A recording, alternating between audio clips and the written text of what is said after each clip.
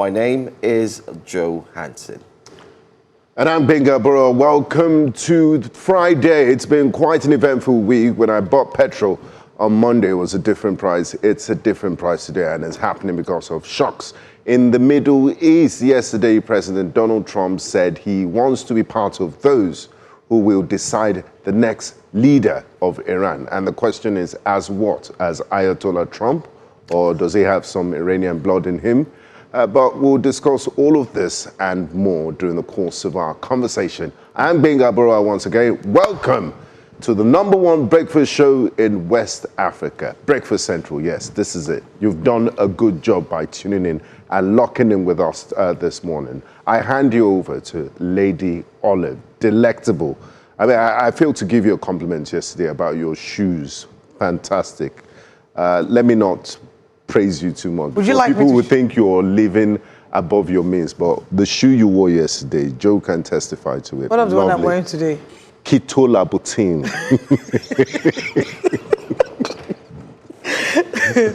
Well, thank God for tables. Good morning and welcome to Breakfast Central. Thank you for joining us this morning.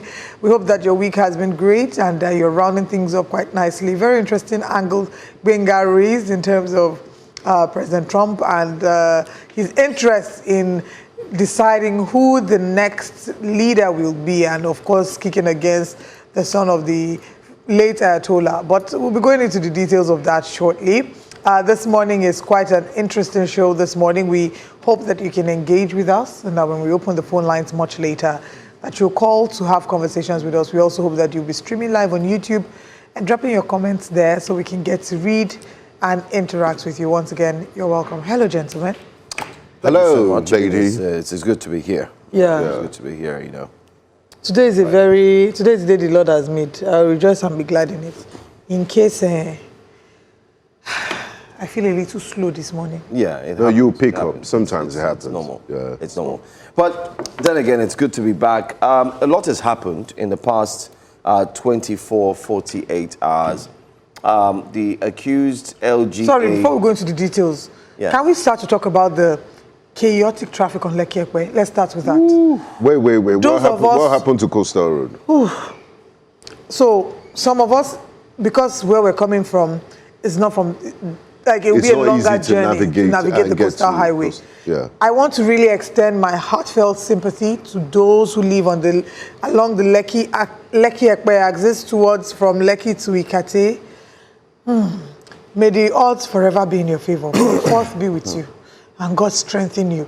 Because the traffic that we're experiencing, it's almost this morning, trying to come out to get to the express. I came out from one stop, that road was blocked. We had to go back inside, go past another back road. Came out by the second stop, blocked, go back inside, past another back.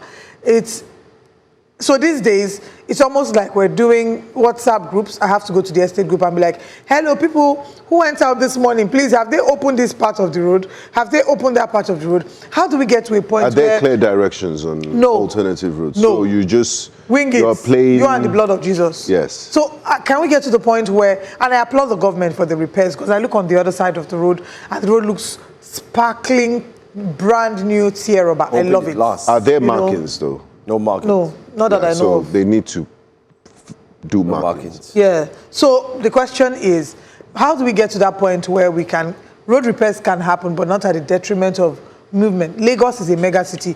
People need to move. Traffic is the bane of our existence, and it's worse when repairs are happening. You know, when you spend long hours in traffic, it has effects, long-term effects on the quality of your life. It does. And health. It does. Maybe that's part of why I'm slow, because I'm really, really exhausted today from sitting in traffic and then trying to navigate my way back to the express. So I'm hoping that these repairs can happen quick and soon, or maybe we should have done it the government had a plan of doing it in 64 days. So maybe part of why we're experiencing this is because they're trying to do so much in that time, and maybe that's not a lot of time. I don't know. They wanted to do it during the 30 December. You raised... that would have been chaos. And now, if they are done in December, all I can say... 1.2 million people visiting 30 December, according to Reno Omokri. And then imagine that happening. All I can say from my end, it's going to be tough, but let's just manage. It's for the good. Why will you tell me to manage? Is my name Yakubu? You know, manage. Yakubu, manage. It will seem like you want to die, but you will not die. Just Actually have to do that for those in traffic. Yakubu, manage. It's really tough. Okay, let's get into the conversations. Very interesting conversations. I mean, Benga talked about Donald Trump already. That's a conversation we're going to look into. A very unusual defection. Yes. Very, very unusual. Yes, Timmy Sylvia. A former governor of Biosis, Siriake Dixon. Okay, Siriake Dixon. Yeah, Timmy Silva is wanted, by the way. Okay. And still overseas. Yeah, I mean, that's very unusual. That's when people defect, they go, there's this very popular party that they go to, but he's going to an unknown party. NDC. What is that? Anyway, let's give them that story very quickly. A controversy is actually unfolding in Rivers State. This time, as the chairman of Omuahua, local government area, has denied allegations of assault made by a young woman, Gift Ogadimma. If you recall, we follow this story extensively. Who's Gift? Well, Gift actually made a viral video recently that drew national attention to the poor condition or poor state of public school in the area. Ogadimma had earlier claimed she was harassed by the council chairman after speaking out about the situation, sparking widespread reactions online. However, the council boss has now debunked the allegations, insisting the claims are false and that the encounter has been misrepresented. Well, he maintains that at no point did he assault or intimidate the young woman, stressing that his administration remains committed to addressing infrastructural challenges, including improving schools within the local government. The incident has continued to generate debate, with many Nigerians calling for greater clarity and accountability over the matter. Well, the video you see there on the screen are just snippets of what Ogadimma had done while she walked into the schools, talked about them, and looked at the generated situation of classes and so on. But it seems the LGA didn't like it, so he came out to debunk the entire situation. Binga. Yeah, and our correspondent, Biola Festus, did reach out to him. He declined to speak on camera. So we gave him the opportunity to say his own side of the story. He didn't. Maybe what he means is it factually did not assault her. But he has gone ahead to do another video. And in this video that's posted on a social media blog, he then explains that he didn't assault her, that he went to, I think he went to have a conversation with her, him and his brother, that why would she refer to them as thugs coming to have a conversation? That was him, his brother, their leader, their family leader or something. He mentioned a number of people that they got there, and while they were having conversation with her mom, so I think she's meant to be his aide, and he was asking her to step down so that the vacancy can be, because it's not a good look. She's supposed to be his aide, and those kind of videos are being made without his permission, misrepresenting the government in some sense. But that she started insulting him, and every time they tried to caution her and tell her to keep quiet or whatever, she multiplied the force. Increased the level of the insult. The decibel of her voice. And that the younger brother got upset and said, you know, you are talking to the local government chairman of this one, that one. And then the girl still kept talking, and the younger brother pushed her. That he's not excusing the action of the younger brother to push her. He's on the local government chairman's younger brother. It's his brother that pushed her. And that in the course of pushing, when she fell, whether her teeth hit her mouth, I wish you could play that video, but whether her teeth hit her mouth or something, so that's his explanation. That so it's not that they directly assaulted her. They pushed her, and in the course of her falling, her mouth and her teeth got into a fight. Does he know that is assault? No, I don't think they know. Or he thinks before the law, pushing is, you know, is nothing. It's really terrible. But I hope law enforcement will step in. So the question is, So the question is, one, in what capacity? First of all, who gave him rights to lay his hands on another person? Right? In the moment when his brother laid his hands on the girl, what did he do to her? He forgets that as he's gone with his brother and these other people, actions that they will take, if he doesn't outrightly forbid it, it will be interpreted as him endorsing it. They were fighting for him. That, oh, he's the local government chairman. And they even affirmed it vocally. And then they pushed her Pushing somebody, if you feel that somebody is disrespecting you, the next thing to do is speak your things and walk away. Walk away from them. And it's always the people that when they see their fellow men insulting them, that will not have the liver to do anything, that will be pushing young girls. And this is not to say that it's okay for her to insult anybody. But yes, there's something called defamation. If somebody is insulting you and saying things that are untrue about you, we need to see more people going to jail for defamation. We need to see more people taken to court. Take them to court. Let them have their day in court. Let them go to jail. If people knew that actions had consequences and spoken words that are untrue had consequences, then they will be able to handle things differently. So if they verbally assaulted you, take them to court. Replying with physical assault is not in any way permissible. So at the end of the day, this will still fall back on its table. And we have this spirit or this bad behavior in Nigeria. When this one thing happens, do you know who I am? Do you know who I am? Who really are you? Who is you? How do you form? Who exists you? We need to let this thing go. This unnecessary Honestly. desire to feel important. You are breaking the law. They catch you. Your first response is, do you know who I am? You are doing something inappropriate. Who are you? So I hope lessons will be learned from this episode. And I hope at least law enforcement will caution or take the necessary actions against the brother of the local government chairman, since he has come out to say he wasn't the one that expressly assaulted her. So And it's really sad. brother. Yeah. That's what he said. Yeah, so the brother has committed a crime. So, But what another angle we need to look at this is we need to look at where this stemmed from.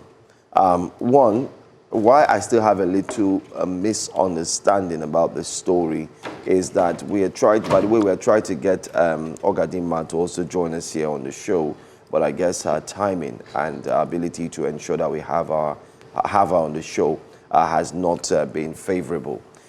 She said she used to work for the local government chairman before. Okay, so there's some form of familiarity. And that's why I come in to say, if you used to work with him before, why didn't you highlight these issues about the poor state of the schools within that local government area so he could fix it? Well, others have said that she may have done that, but there was complete ignorance. And she's not a teenager. That's what our reporter who joined us, Bella Festus, who's following the story, told us, that she's actually taking a master's program, you know, and she's not a teenager. But the point I want to highlight, aside from that, is talking to the, in quotes, politicians. It is obvious that before politicians get into office, they are sheep, rather. They're sheep. They become a sheep.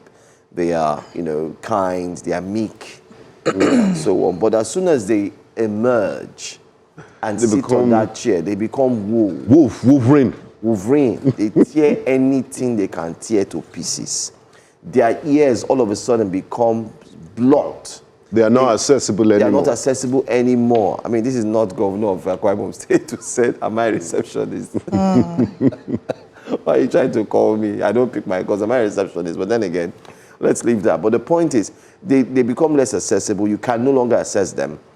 And the bigger problem is, they now have gigantic, or you could say, immeasurable egos and powers that they feel if you talk to me anyhow, I can take you out. And that problem is systemic. And why do I say so? If you go to the UK, the United Kingdom, that Nigerians love to go to, even the so-called politicians love to go to, and of course have their wealth there, in quotes, build houses, buy houses, you know, maybe on taxpayers' money, we do not know at times. These people in the UK Parliament are so accessible that you see them on the streets. You even talk to them. You see them in the trains, the buses, name them. They understand that they are there. It's a call to serve. It's service. But in Nigeria, it is not a call to service. In Nigeria, it is my turn to show my power. It's my turn to oppress. Power. I mean, my final take in this episode is, no one is perfect. If you've done something wrong, hands up. Both hands. Don't catch me. Exactly. Put up a proper statement that in the heat of the moment, he got excited, pushed her, we're sorry, we regret that action, we'll find ways to compensate her, look for alternative dispute resolution mechanisms, instead of this blatant denial or trying, you're taking Nigerians for a ride where you, that explanation didn't hold any water by saying when the insults got, then they lost this. Why are you a human being? That's what separates us from animals. The reason, the ability to reason and look at situations before taking actions.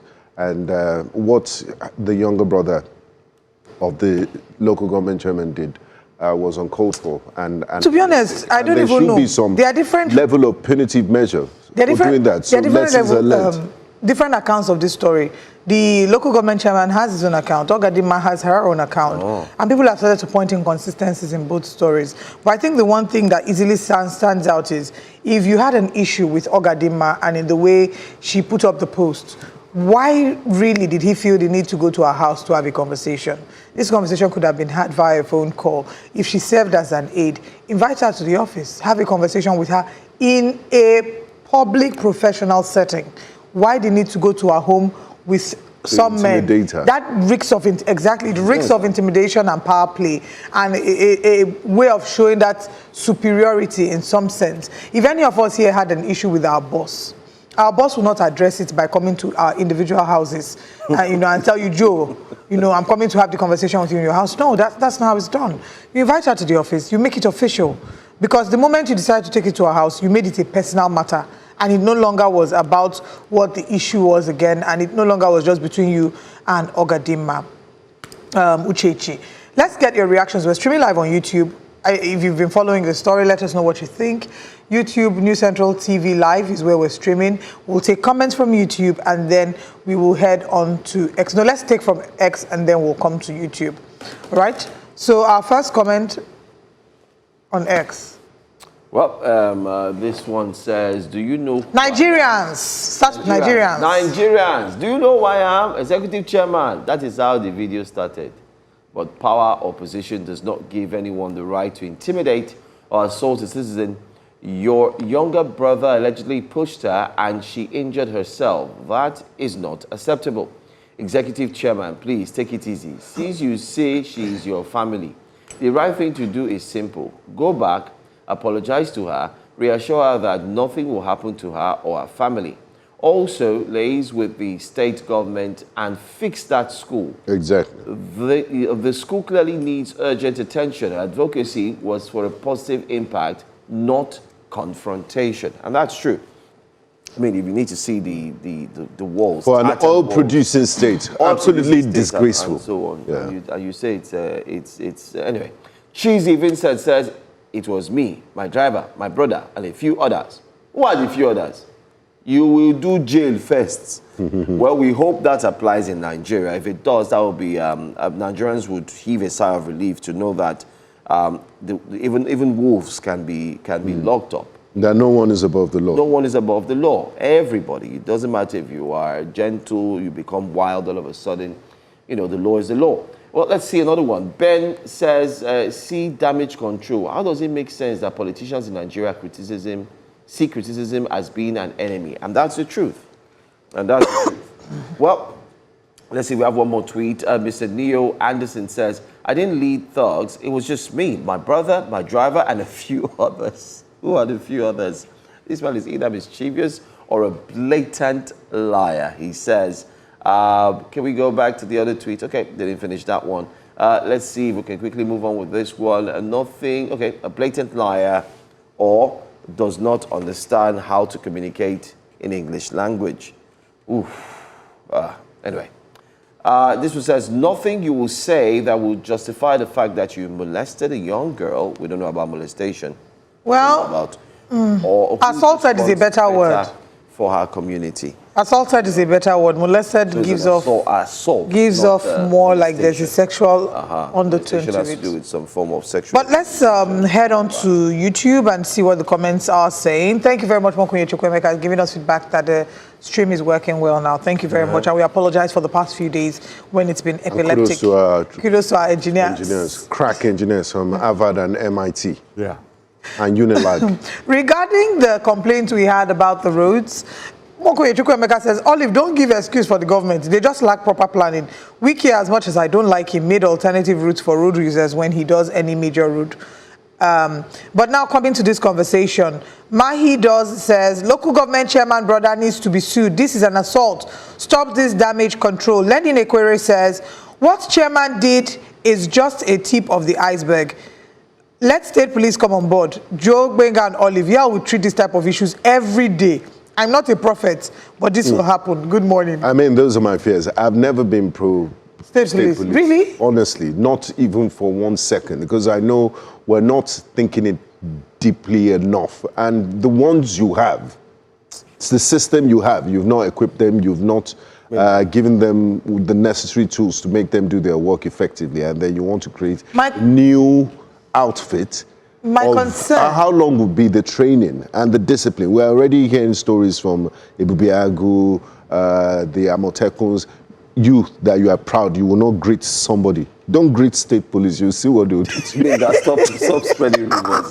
But on the other hand, no, but yes. But I never aligned with you until I think it was today's Friday. On Wednesday, I had to sit down and I thought it through and I said, I agree with you. The fear of state police officers being used, especially by those who are high and mighty in society, the chances are 100%. Because you employed them. Their loyalty will be to you. They feel I do not agree. This person. 100%. I do not agree 100%. I do not agree because I looked at it. And my perspective. Wait, hold on. I understand where you both are coming from. I understand the fears of. Please keep the comments on YouTube coming regarding the story. I'll come back to them. And I understand the concerns that both of you have regarding state police and the concern that Lenin Ekwere has as well regarding state police and the potential of the governors to manipulate them for good. But the first thing I would say is we've had the same system of policing for years. How well has it worked for us? It is often said that insanity is doing the same thing over and over again careful the and type expecting of change. a difference. It's insanity. Be careful. So what about reforms? Say, not doing the same thing over and over we again. Can't say that. Reforming we can't say that the we won't change. System. We can't say that we won't change it because there's a potential of abuse. What we can say is we'll do an impact assessment and a full impact assessment. All states are different. But hold on. And see you understand that. Hold on. And see, okay, there's a potential for governors to manipulate it. Seeing that we already know. Then on paper they will write it, governors cannot manipulate it. No, but the implementation. So that's why they would then do a holistic framework that ensures that there are guardrails put to ensure that in the event there's a manipulation, this can happen. This is what the citizens can do. This is how they can bring it to life. The current Police Act has all those guardrails. It has. Are we not still suffering from abuse? Yeah, apparently, let me also mention, you have the Police Council. You also Police have Service Commission. Police Service Commission. You have both of that, which also, under the council, you have 36 governors and everybody involved. Like Benga said, the guide or the book that helps the police to operate the way they operate today, you have some of these clauses there. It's there.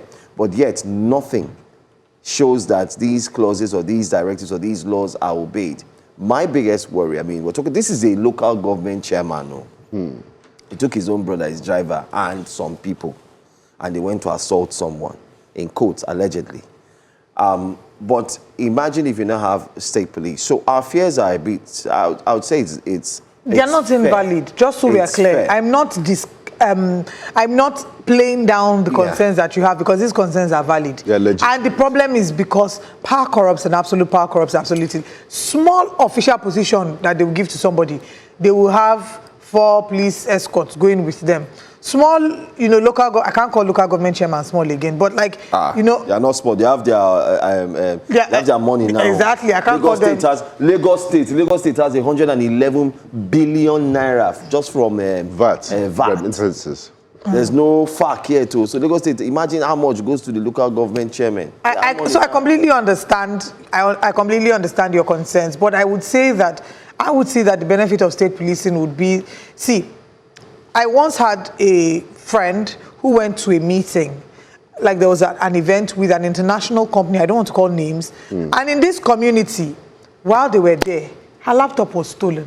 Now, the good thing is, I don't know if I'll call that a good thing, which is sad. They had paid some money to like the guys in charge of the area before the event happened. So when the laptop got missing and they told the guy, they say, oh, don't worry, we'll tell our Oga. They told the Oga said, don't worry, we'll get it.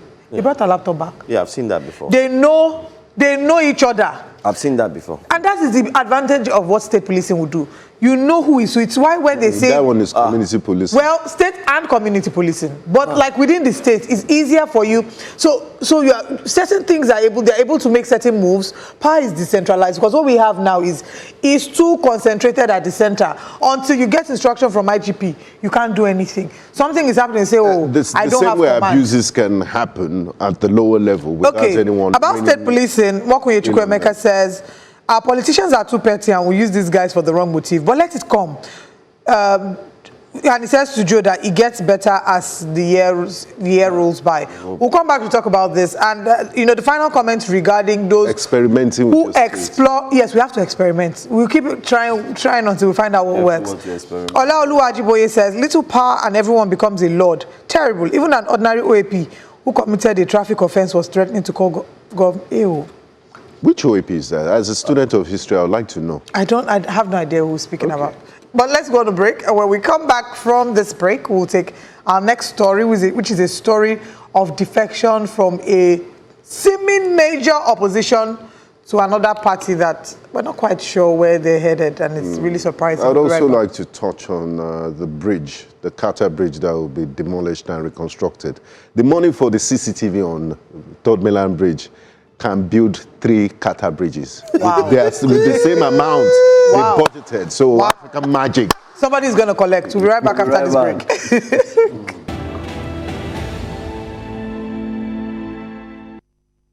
You're welcome to Breakfast Central. Thank you very much for staying with us and keeping the comments coming in. Let's now get into the conversation. Let's get into the conversation. I just saw Mokunye Chukwuemeka's comment. It's a 5 billion for consultation. How? Anyway, fresh political shift has emerged ahead of the 2027 elections as the senator representing Bayelsa West, Seriaki Dixon, has defected from the People's Democratic Party, PDP, to the newly registered Nigeria Democratic Congress, NDC. Speaking at a press conference at his residence in Abuja on Thursday, the former Bayelsa State Governor expressed deep concern over the condition of the PDP, declaring that the once dominant opposition party is now, in his words, in the ICU. Dixon has also accused some PDP governors of weakening the party by aligning with the ruling All Progressives Congress, a development, he said, has further deepened the party's internal crisis. Following his announcement, he was formally welcomed into the new party's fold and presented with the NDC flag and membership card 001, symbolizing his status as one of the pioneer members of the platform, approved by the Independent National Electoral Commission, INEC. Let's take a look. And I was privileged to have led them in the very first meeting that the late Justice Sabata, God bless his soul, said man, who was appointed as pioneer national chairman of the called for a dialogue with all associations to chart a way forward. That was 1997-98. I was one of the very young people who led an association to participate in those discussions. In those discussions, in the course of those conversations, I came across and interacted with a lot of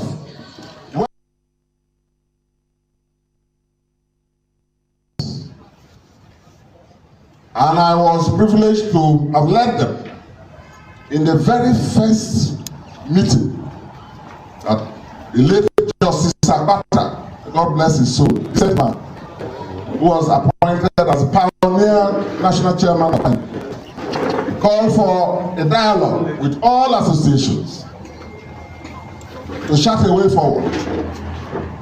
That was 1997-98. I was one of the very young people who led an association to participate in those discussions. In those discussions, in the course of those conversations, I came across and interacted with a lot of...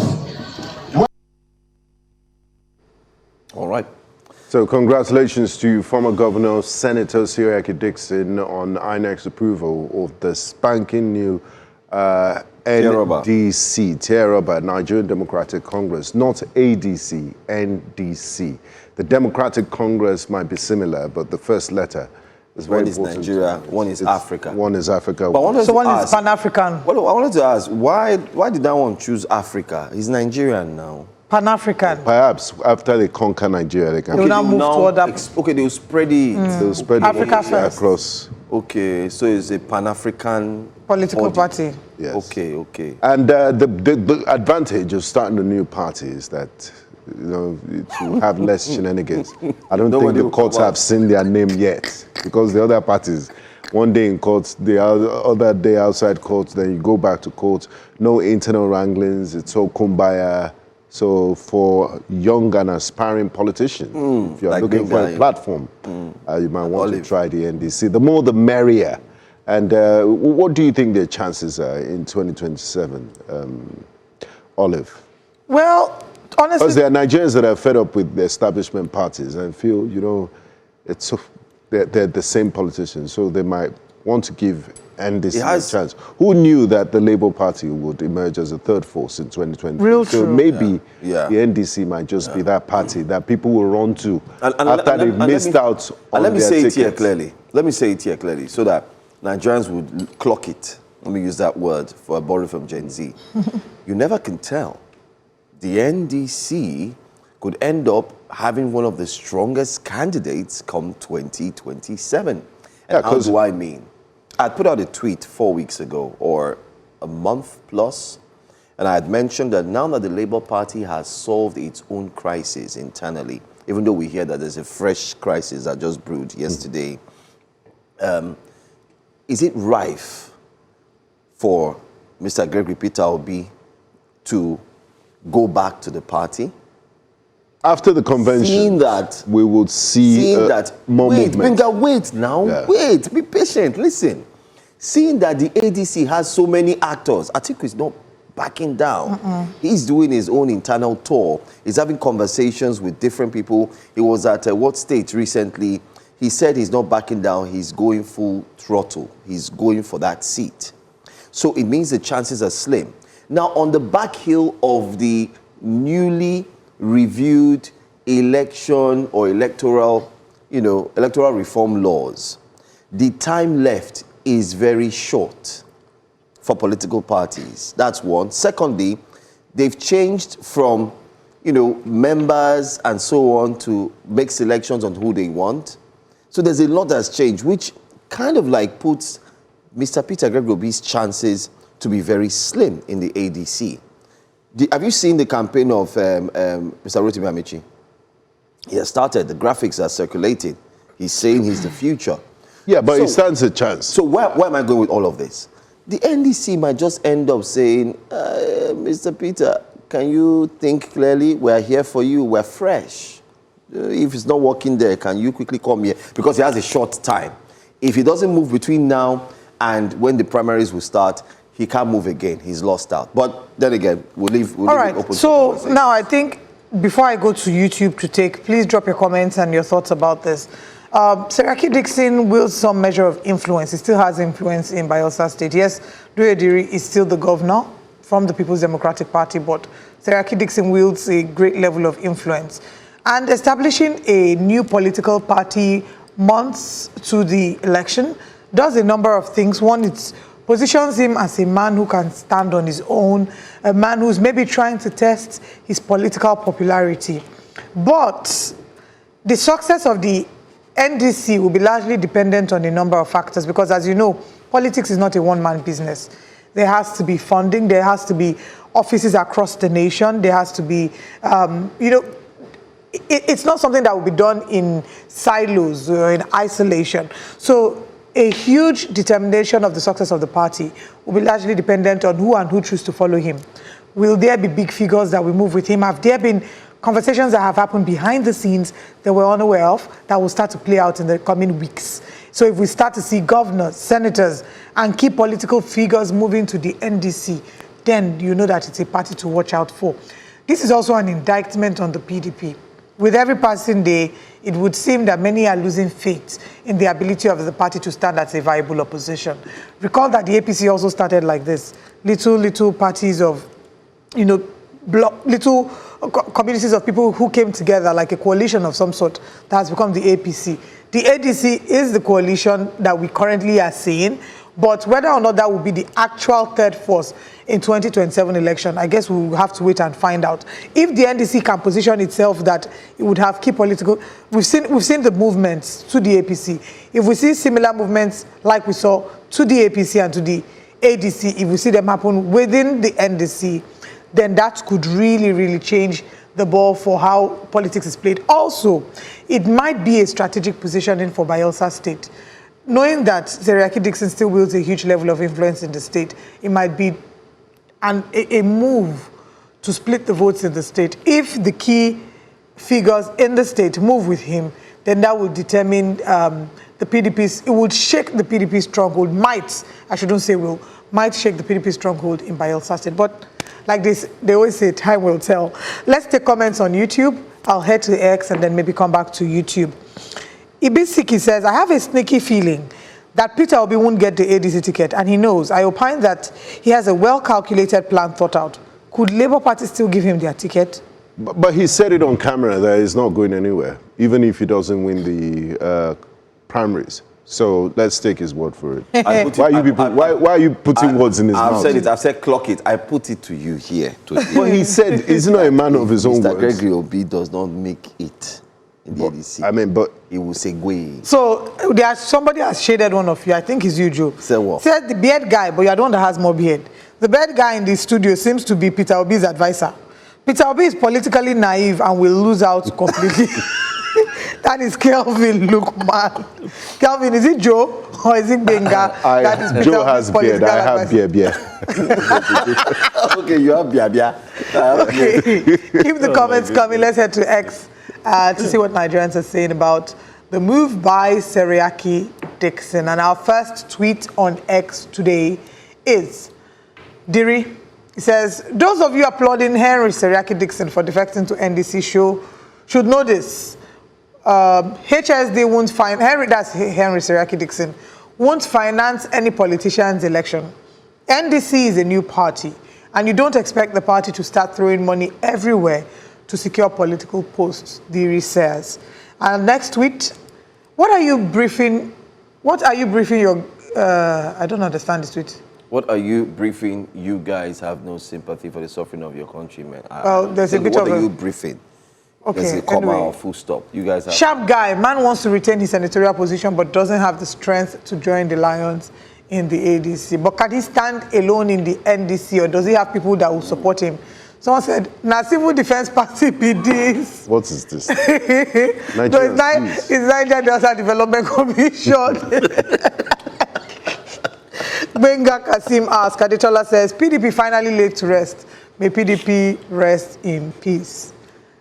And that's all that we have at this moment. I really can't wait for the PDP to exhaust all legal issues. If it has to go to Supreme Court, let it go to Supreme Court. So we know what is left of the carcass of PDP and where they can rebuild from. Because it's a tragedy. A country, it's a party that held sway for 16 years to be reduced to what it is today. It doesn't augur well. It doesn't augur. Oh, it's true. You haven't used augur any well. Yeah. I went on Henry Seriake Dickson's page on X, and he put out this long press statement. I really like that. He said, I also explained why I could not align with the ADC. I thank the ADC leaders for not succumbing to the pressures of a one-party state. However, I am yet to clearly understand their position on some of the fundamental issues and principles that I strongly stand for and believe in. Furthermore, I am not sure if the ADC is a coalition or a collision. But I hope they prove me wrong. ADC leaders are personally known to me.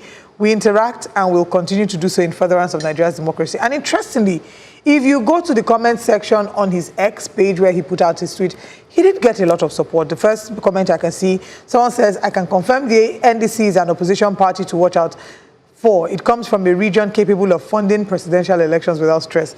Another person said, political jingoism, when people hear you, they will think you are a serious person, fighting on the side of the masses. Over the years, I have been watching the politicians from the South. The authority-stealing structure of these people is scientifically superior to those of any other region. One person, Mr. Chairs Ashiwaju Baby, what's his handle name? He says, Siraki Dixon has always been a voice of reason in the Senate. It's a shame as governor he was worse than the APC he criticizes. Left the state worse than he met it. Don't know if Bayelsa is cursed. Small population, too much money, yet poverty everywhere. The final comment I want to take from his ex says, I give you utmost respect for standing by your convictions. Nigeria needs leaders who choose principles over convenience. Wishing you success on this new journey with the NDC. These are some of the comments regarding Seriake Dixon's move to the NDC, which we have shared. But like I did say, let us know your thoughts. Are you in support of this? What do you believe this to be? And do you think that this, of course, has prepared the NDC for the elections? Or rather, do you think they will have enough time between now and January 2027 to be ready for the elections?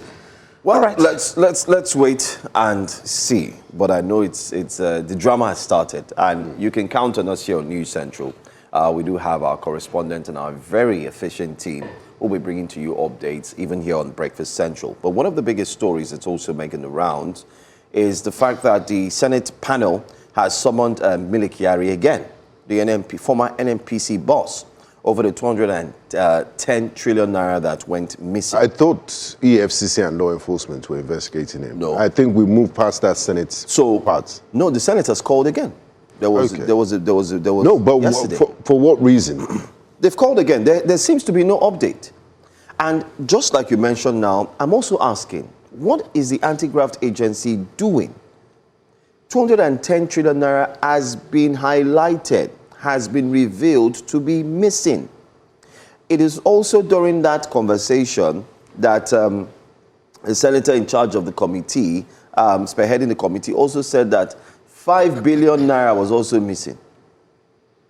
And they've not been able to get that before NNPC changed its name to NNPCL. So what happened to that 5? Where did it go to? So we have a lot in our hands. Do they audit? You know? Of course, they do audit the accounts of NNPC.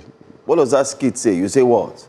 we have a lot, but that's one story that we'd like to look at, and that's a story that I think we should also we will focus on in the coming days. But before we move on, guys, I'd like us to go to Akwa Ibom State.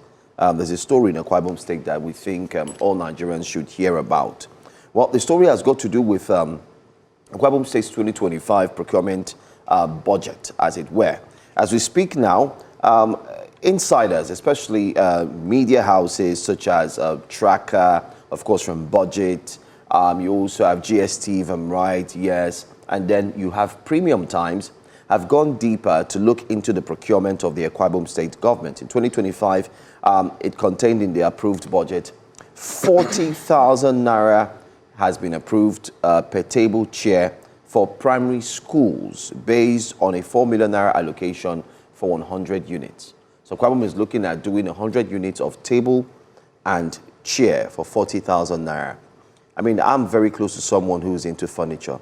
40,000 naira cannot do table and chair. Except you want to use in today's Nigeria based wood. Termite-based. Look at that. After you build it, just 2 weeks, termites will finish the wood. That's what they allocated. But take a look at what they did. According to this report from these media agencies, they said 1 billion naira was looked and prepared for the procurement of at least 25,000 seats. 1 billion naira is budgeted rather for SUVs. 1 billion naira budgeted for SUVs. Now they went ahead to break that 1 billion naira down if they were to use that for the school. So 1 billion naira, if you use that for school, at least 25,000 seats to build 25,000 seats. 25,000 seats would not barely furnish a classroom. 25,000 naira rather will not furnish a classroom. Now, where are we going to with all of this information and this news? The point is, the budget for school and the budget for SUV is a far cry. 40,000 naira for table and chair, and then you now have 1 billion naira to purchase cars and vehicles. Is it that the government is vehemently telling Nigerians and people that, listen, education, we don't care. It's not important. It's not important. important. Take the back seat. Healthcare, we don't care. But you see our car, SUVs, you see our car, our office table and chair, you know. Foreign our expenses, our travel, our holiday, they are so important than your son's future. That is that's what we're saying. And then that this is coming from a state like Akwa Ibom, who many will say that has the highest as progressive. allocation. Yes, with a relatively small population. It's a tragedy. And this tragedy is it permeates all parts of the Federal Republic of Nigeria. And next year is an election year. The verdict is out. The people will decide if this is how you want to continue or not. Let's watch this video, Benga. It's heartbreaking. A teacher couldn't hold it again in Akwa Ibom State. She went ahead to do a video to show you in 2026 a state that receives one of the highest federal allocation monthly. Look at what the schools or one of the schools looks like. Take a look. The state we are here in primary school called Old School Road here in Uyo. Look at what the children are passing through. This is the chalkboard. The children in school. Look at them here. And our governor is busy telling us that he wants to go and build housing in Abuja estates. But here in the state we have less privilege, that he would have looked into it and see how to help these people out. Look at the children here in school. Look at them. Look at what is happening. This is Akwa Ibom State.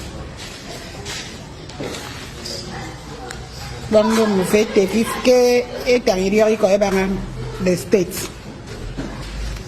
Anybody that is going to send this video should send it to mine or directly. Let him come down here and help these children. These are our future generations being suffering. They are all suffering because of teachers. Teachers, look at the teacher here. Look at teacher here. No table, nothing. Look at the ceiling. Look at the whole place, how it is. It's a shame to a state. Heartbreaking footage. And I'm sure, like clockwork, that woman would be summoned and persecuted for bringing out that story. The state will term it as an embarrassment to the state government. But what is really an embarrassment that in 2026, schools, primary schools, the foundation, elementary schools, the foundation for kids, their environment also matters. The quality of the foundational education they get will determine their trajectory in life. And look at that, coming from an Is it not what made, what's the name of that man in the northern influencer build a school? Because of the state of education and the dilapidated structures that students had to study in. We hear our parents and their parents talk about the quality of education that they had. And is it not a shame that they had better quality of education then than we can find now? And that students are going to school and sitting on the ground, and that when it rains, it's such a terrible situation for students. And this is a country where, again, we have lavish spending, where they need to go on medical vacation, medical tourism. You know, the people at the helm of affairs are hardly around. They're traveling, they need to check one medical situation or the other, they are going abroad to fix it. And I think that we should continue to embarrass. I know that shame is missing in the dictionary of most politicians, but let's continue to call them out. Let's continue to embarrass them this way. It's the same way that man in the north made a video of the hospital. And again, he posted and he was persecuted for embarrassing the government. But let's continue to embarrass them. The question is, and I think that the citizens have the power, but it's just that it's unfortunate that we've resigned our fates to just, you know, the politicians with politicians, they will do what they will do. But the power is in the citizens. I say this over and over again. The citizens have the power, but there's such a deep resignation that I can empathize with and that I can understand, but I don't want to encourage. Until we get angry enough to hold these people to account. You see this thing? Olive, it will keep happening over Olive, there. And we don't have to wait for election day or election, yeah. No. Let me shock people. Premium Times did another research. Now, on March 1st, if you recall, the governor of Akwa Ibom State, Governor Moeno, had a prayer meeting on Sunday, March 1st, in the government house. There he said that the state, Akwa Ibom State, has stopped receiving oil derivation revenue since September 2025. However, what he said is quite different from the Federation accounts that was published by the Accountant General's office. What was released versus what he said? Versus what he said. So what I said versus what is being true. Now, during the prayer house, the governor said that he stopped receiving derivation revenue since September 2025. However, Premium Times went ahead to, get the fact disbursement, and it shows that between September and December 2025, Akwa Ibom received 119.82 billion naira. 119.82 billion naira as its 13% derivation allocation, excluding additional derivation-related refunds shared among oil-producing states. Akwa Ibom is an oil-producing state and receives one of the highest, followed by Rivers and the like. So, September allocation, the documents prove that you collected the 13%. Now, remember that Akwa Ibom also said that they were going to build a multi-billion, edifice in Lagos. You're also looking at doing that in Abuja. And so when you wonder, housing estate. What is going on in your own state? Your backyard. Students are not learning in conducive environments. What should you prioritize? It hurts, Benga, to note that for those of us who grew up and we were those who missed out on, we enjoyed seemingly a good taste of education. Compared to what is existing compared to what our parents had, because our parents would tell you, no, we had to. I mean, my parents had to pay through their noses to give me the quality of education they had. That's what I'm saying. Our parents enjoyed so good educational system that, whenever they finish, you're allowed to travel abroad, you do this, you come back. We enjoy just a little taste of that. Snip of the eyes. But our children and the kids you saw in that video rolling on the floor, it just shows that there's no hope. And how, as a governor, how do you sleep at night? Having this kind of money. And you just look at the kids and say, don't worry. They'll find their way. And yet they say that they're getting more money now than they did before. I mean, these are part of the achievements of the President Bola Ahmed Tinubu administration. They will say the governments are getting more money than they did in previous times. But we'll continue to highlight this. These are the wake-up conversations that we've had this morning. But please keep your comments coming on YouTube, where we're streaming live. News Central TV Live is our handle, and you can react to any of the stories so we can take your comments as well. We'll get into our top stories and share with you what the top stories are this morning on Breakfast Central. This morning on Breakfast Central, President Trump demands role in choosing Iran's next leader, says the Ayatollah's son is not his choice. Assessing opposition readiness ahead of 2027 elections will be a key part of the conversation today. We'll also be looking at the UN Nigeria House switches from grid reliance to solar power. Somebody say power. Power. Senate orders 210 trillion naira refund from NNPCL during financial probe. And we'll be bringing the newspaper front pages. Join us because we'll open the phone lines at that point. Stick around.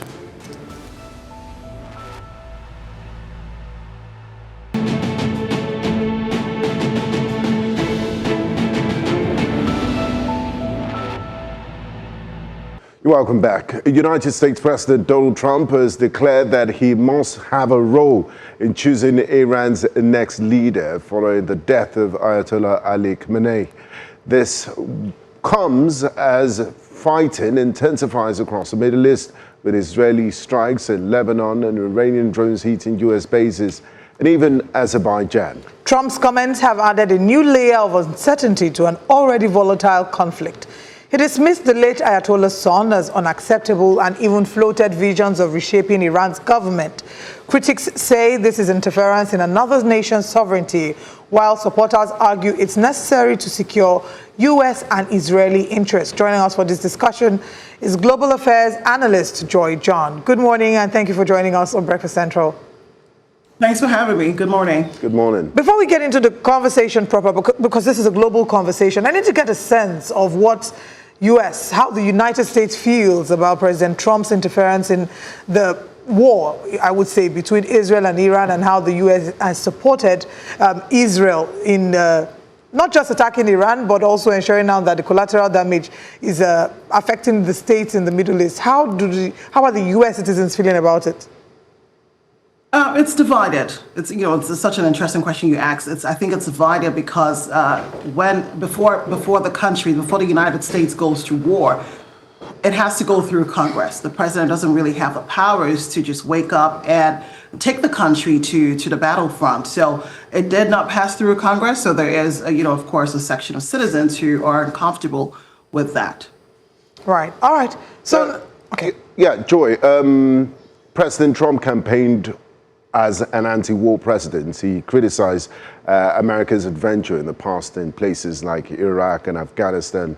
And now we're seeing him. He's bombed 8 countries in his second term. And he seems to be a war hawk, so as to put it. Is his base still supporting him, knowing that he garnered a lot of support based on his messaging?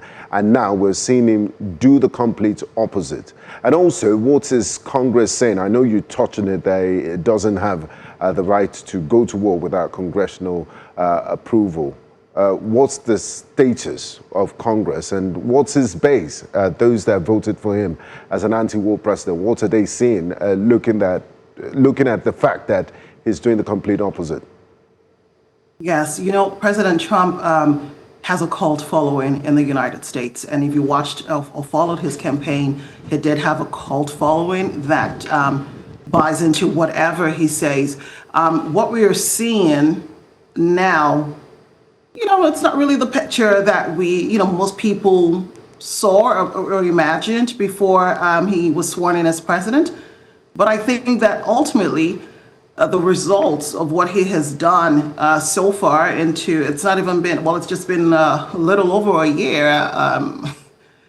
Oh Lord. But yeah, we are in for a long ride, but I think that ultimately, it could go in both ways, in a positive way, and of course with the tense, situation onwards. We don't know, but I think the litmus test here will be the midterms in November. Okay.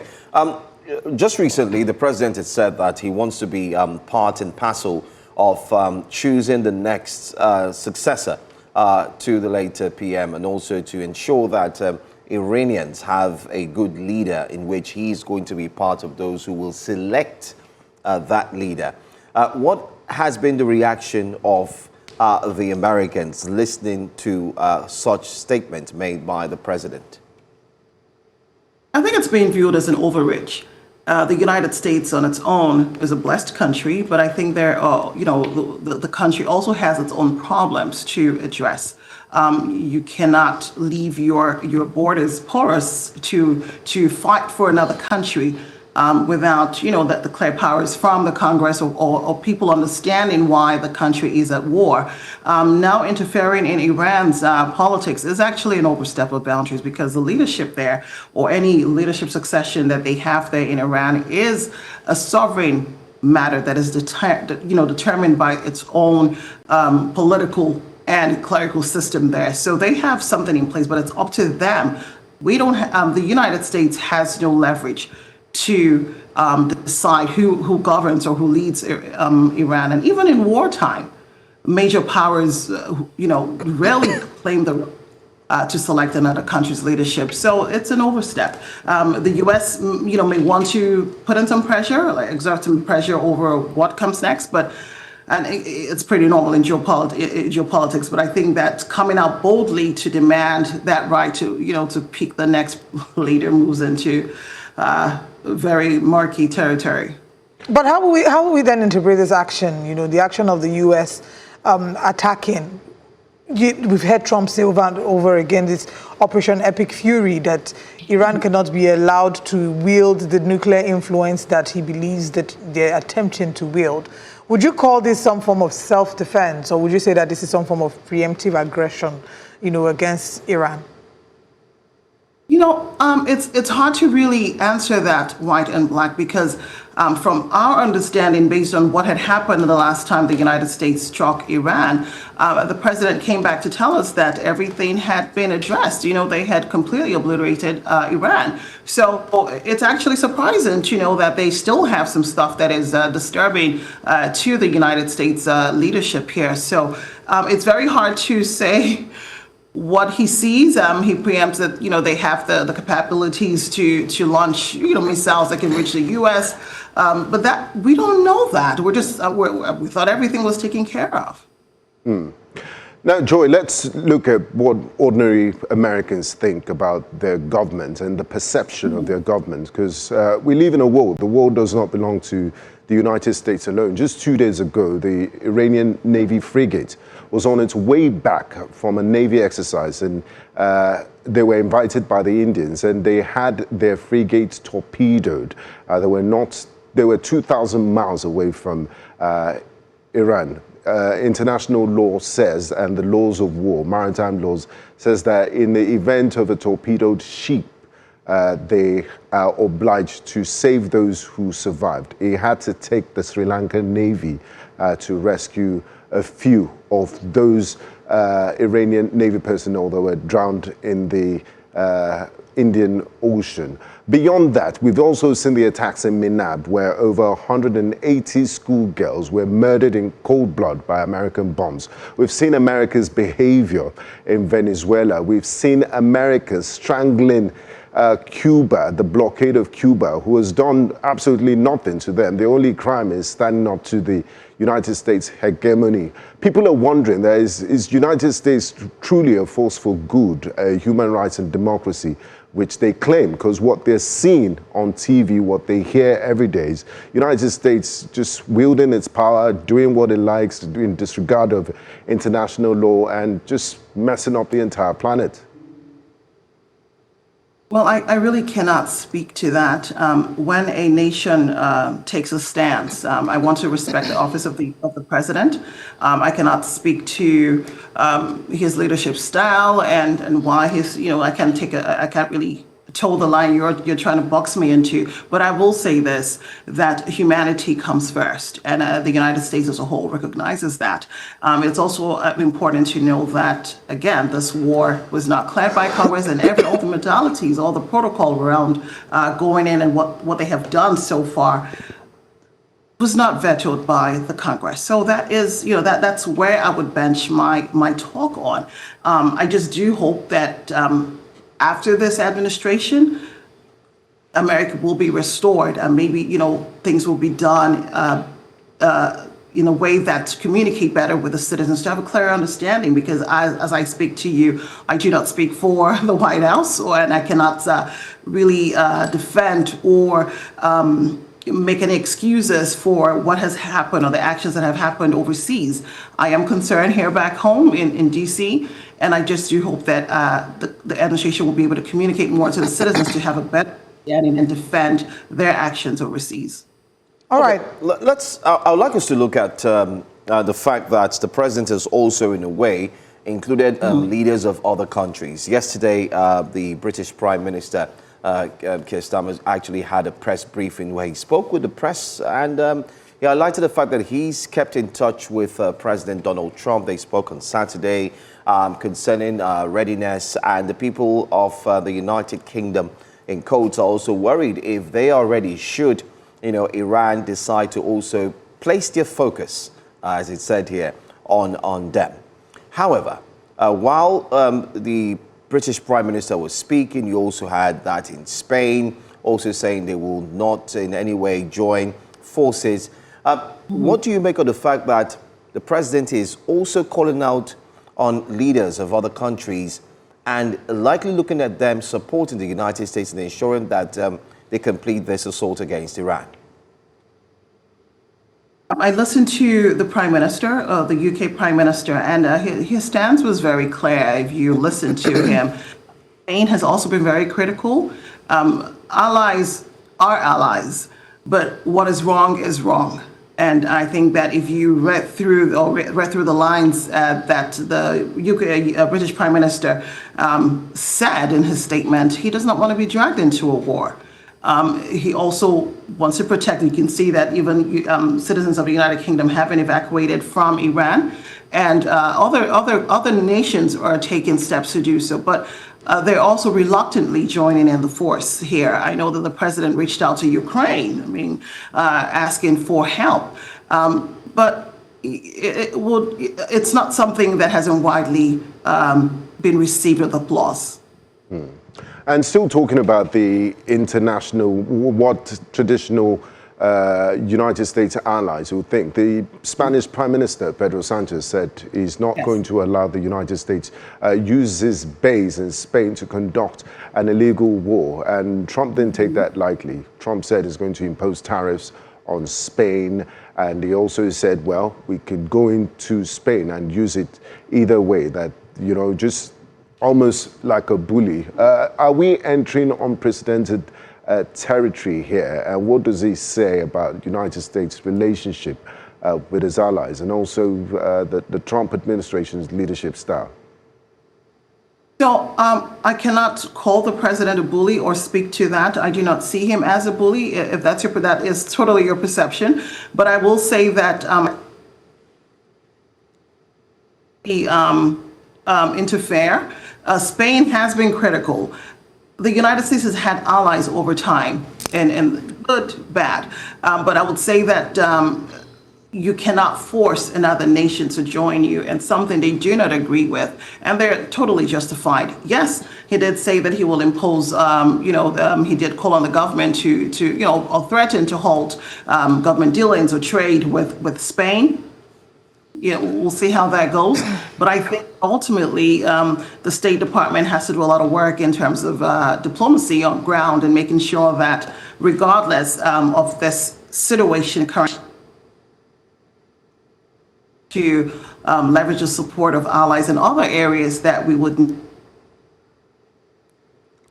not something that is just on one side. And you need everybody on board. You need more people to collaborate with you. And I think it rests on the State Department to ensure that our ties and our friendship with our allies are intact. All right. Would you say that this war could accelerate the formation of rival geopolitical blocs? And how do you think that this might impact powers like the China, the Russia? How do you foresee that this would impact them? So it depends on what is allowed to fall through. If, for instance, President Trump is allowed to pick a leadership in Iran, China, Russia could, use that as an example to play out the same script in other nations that they're interested in, and you at that point you really can't follow that. That the sovereignty of Iran is respected, and that countries do not overstep their boundaries. Okay, let's talk about the attack in Minab, the killing of over 165 students and also staff.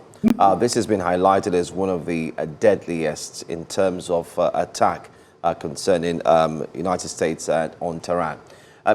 What has the international community said? We know UNESCO has spoken. Nobel laureate or Peace Prize winners have also lent their voices. But from your stand, what do you think, or what would you say the international community is saying about the killings, especially of the schoolgirls? Well, killings, if I could use that word, or such situation in any part of the world is something that should be condemned in the strongest terms, and no one is exempt to such criticisms or condemnation. I personally cannot speak or make any other public statement regarding that, but I do know that in whatever situation or in such a situation, I think that humanity should take the forefront. And where we see that it is not going the way it should, we should also be bold to call it out for what it is. But I cannot speak on the decision of the U.S. Over that incident. I have no public comment on that. All right. If the U.S. had not attacked, I mean, can we clearly say that there would have been a long-term risk that Iran's nuclear abilities or capabilities will really have posed a long-term risk in the nearest future? We don't know. You know, like I said earlier, previously the president said that everything had been obliterated. And according to a defense intelligence report, Iran would have the capability to have such weapons by the year 2034. Okay, that's about 9 years away. Well, is that 9 years away from now? So we are here in 2026, and this is where we are. You know, this is what we're doing. And just recently, you said it had been completely obliterated, and I'm wondering what had happened from then till now. So we really don't know if this recent action will halt or disrupt whatever operations. That's yet to be seen. And still following up on that, I mean, there was a United States senator that said Iran has been an imminent threat for the last 40 years. And I'm wondering how you could use imminent and 40 years in the same sentence. And also yesterday, Donald Trump, the president of the United States, falsely claimed that, the Iranians were 2 weeks away from making a nuclear bomb.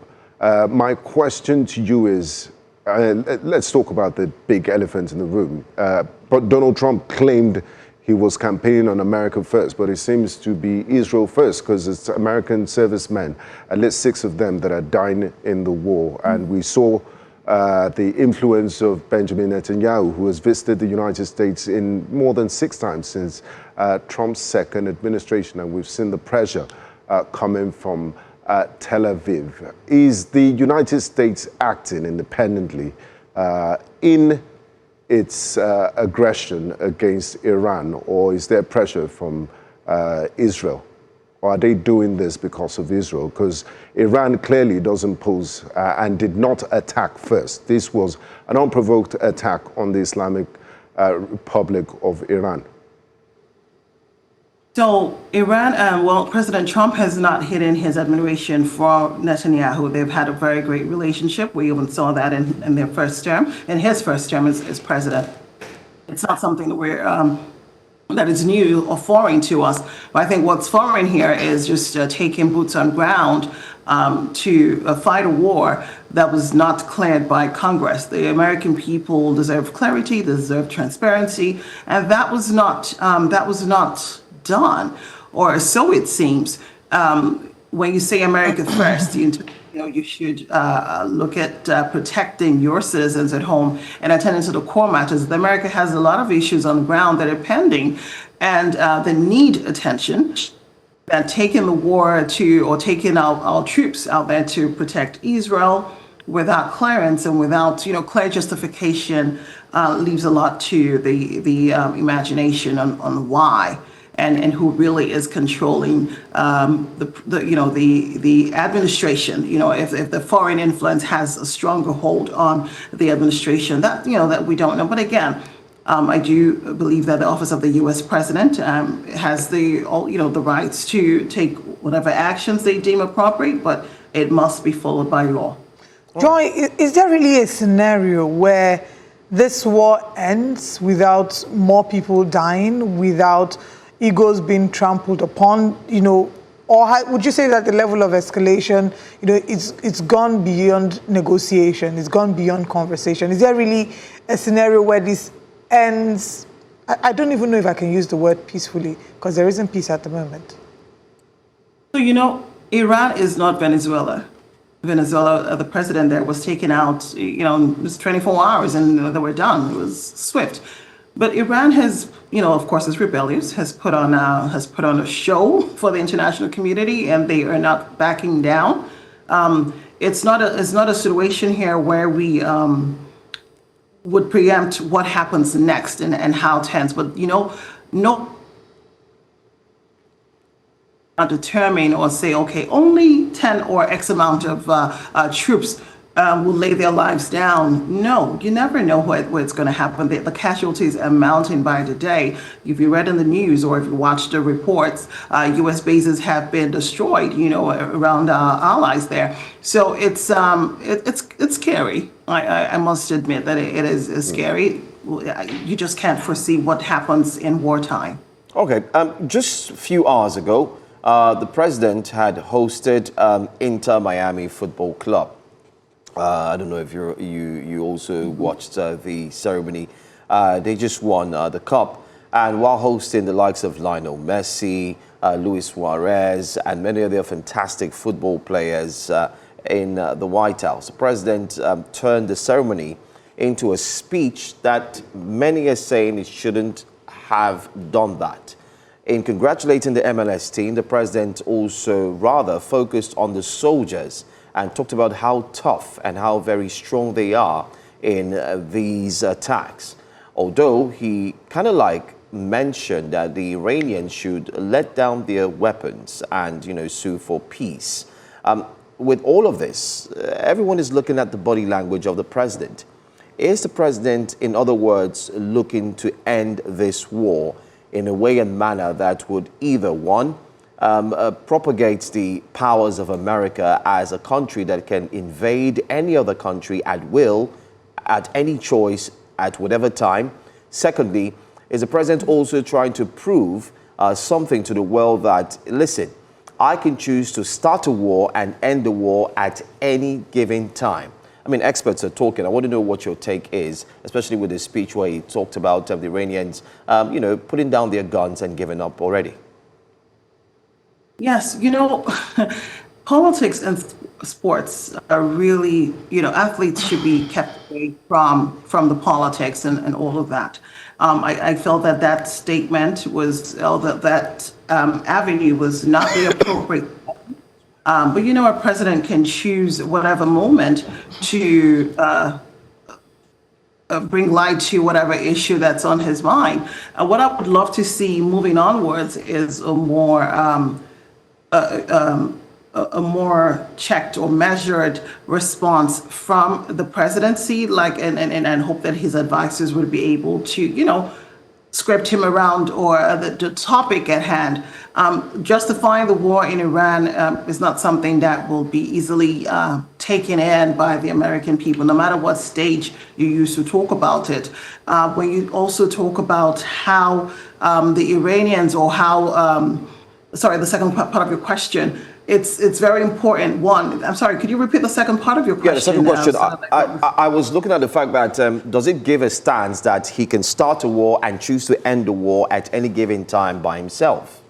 Yeah, so I think we've gone through this previously, and I said, really, he does not have the powers to, he's really not supposed to do that. No president, no U.S. president, it's not personal, should be able to start a war at any time and stop when they can. No, Iran is not Venezuela.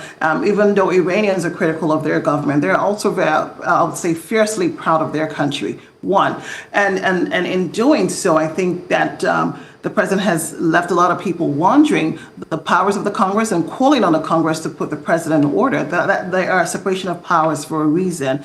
And we're looking onto Congress. I think the American people, I would speak for, are looking onto Congress to call the presidency back to order and see reasons to, withdraw from this war. Iran has said that they will fire any ship trying to, take their oil through the Strait of Hormuz, which is really, really typically busy, and traffic has come to a standstill there. We are seeing the price of oil. It's globally, there's been an increase. Here in Nigeria, we're experiencing the impact. We used to buy petrol at a lower price. Now it's increased. I think we used to buy it at 800, thereabout, or a little over 800. Now it's shot up to 935 as at this morning. I mean, that's what I bought for this morning. And there's a tendency for it to still increase if this war continues. Is the world ready for the economic implications of this war? We don't know the extent that this war will take or the turn it will take. Gas prices are on the rise here in the United States. I mean, how long is that going to take me when you're constantly on the road? But we don't know. And whenever this happens, of course, they have the rights to do what they have to do and to halt or a barricade wherever straight that, they feel necessary. And this is some of the implications you get in war. There is no way that you would expect the oil prices not to rise. This is the Middle East. That's, it sits on oil. And I think that is one of the troubling things as well, too, because the economic implications will be felt across board, not just in Nigeria or in Africa, even in the US and Europe, everywhere. And then again, you give other countries the leverage to take advantage of the situation.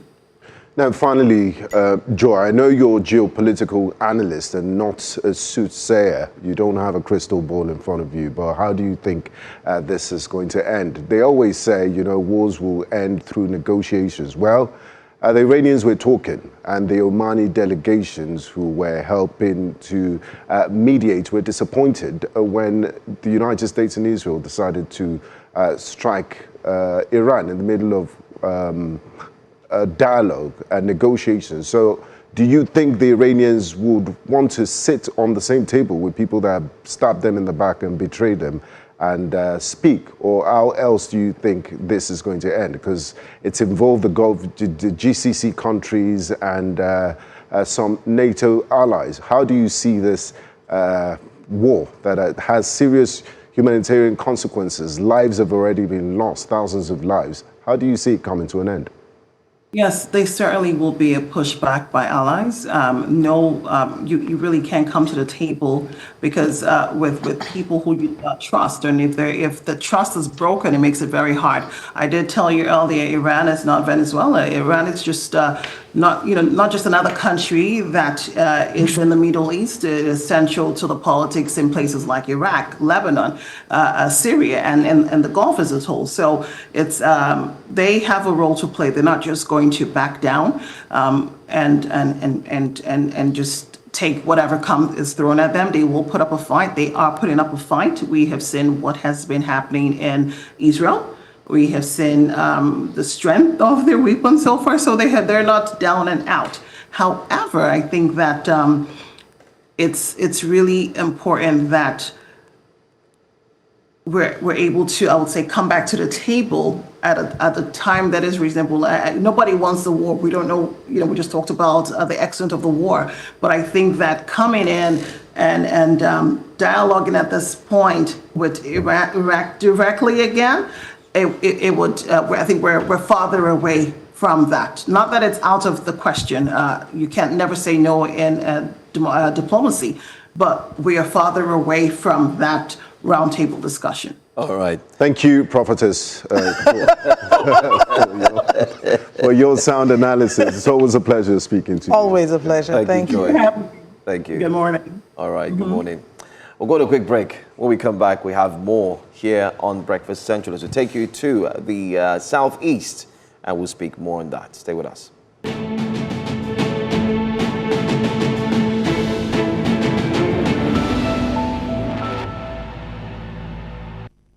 You're welcome back to Breakfast Central. As Nigeria gradually moves towards the 2027 general elections, the country's opposition parties seem to remain fragmented and uncertain, with several opposition leaders exploring alliances to challenge the ruling party. However, internal divisions, defections, and leadership struggles may be weakening their collective influence.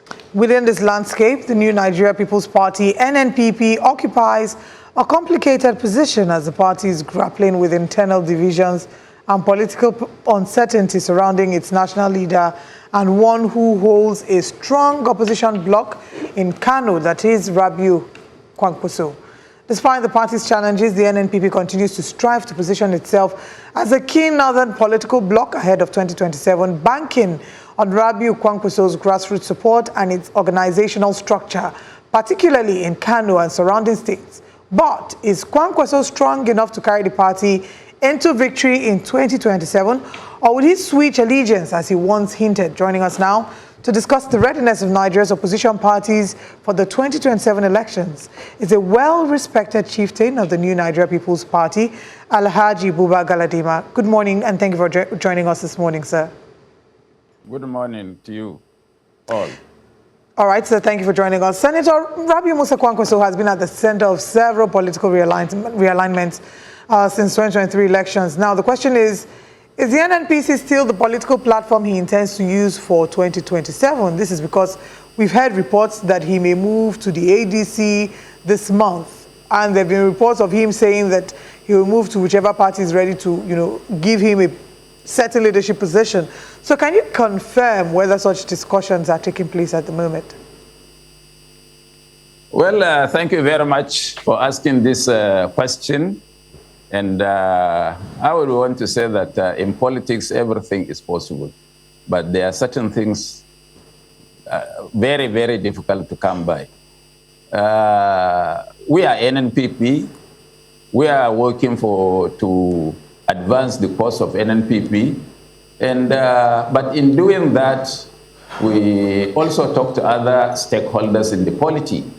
I think there is no cause for alarm.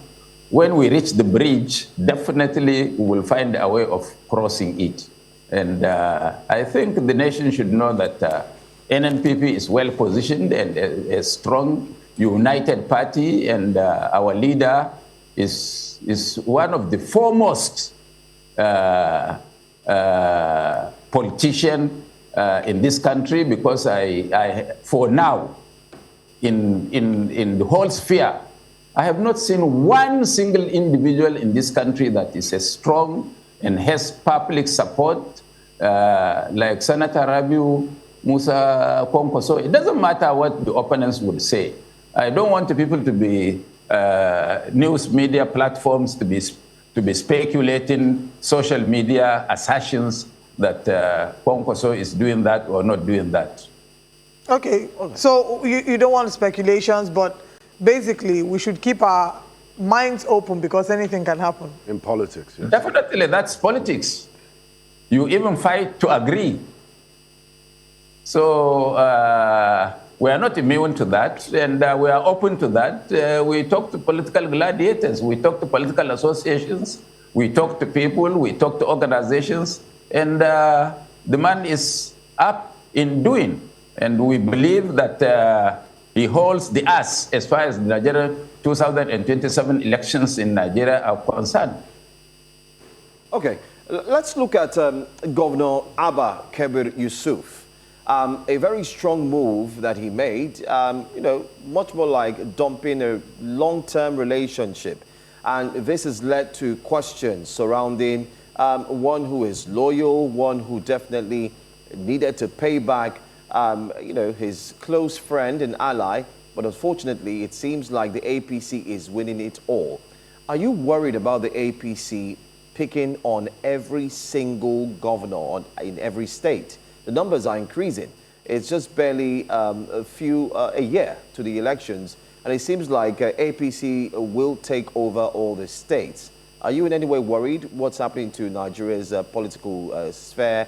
What's happening to Nigeria's politicians, if you put it that way? And what's the future for you as well? Well, let me really come on board and talk on the issue you have just raised. I am not worried at all. I'm one of those that are not worried. What I am worried about is not the movement of certain individuals or governors to the ruling APC. What I'm worried about, would there be a free, fair, and transparent election?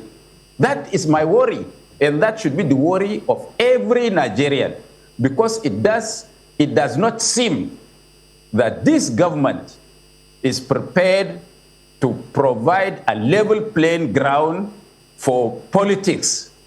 If one knows the president very well, it is very disappointing, because having gone through opposition throughout his life, one could have thought that he would be foremost person in promoting democracy, seen to be promoting democracy, which actually he's not doing. And he's trying to poach, he's trying to intimidate using apparatus of state, and and force people to join his party. That is very, very disappointing. And for one, I really take exception to what the president is doing. But once, let all the governors, 6 of them, plus the president, be in the APC. Once there is a free, fair, and transparent election, I assure you that President Bola Tinubu will not be the president of Nigeria in 2027. Do you think so? I mean, Alhaji, you say this with a lot of confidence, but looking at your own party, the NNPP, you've faced leadership disputes and factional claims since the last election. So how do you pull this off, even if the elections are free and fair? And critics of your party say a lot of it is built around the personality, around the Kwankwasia movement, around Alhaji Rabi Musa Kwankwaso. How do you respond to that? First, the Kwankwasia movement is not a personalized estate of Senator Rabi Musa Kwankwaso. He is in every organization, in every institution, you must have a leader. And Senator Rabi Kwankwaso is the leader of the Kwankwasia movement worldwide. So I accept that to that extent. And there are no divisions. It is the APC, you know, and the government of APC at the center that is inducing crisis in every political party in Nigeria. And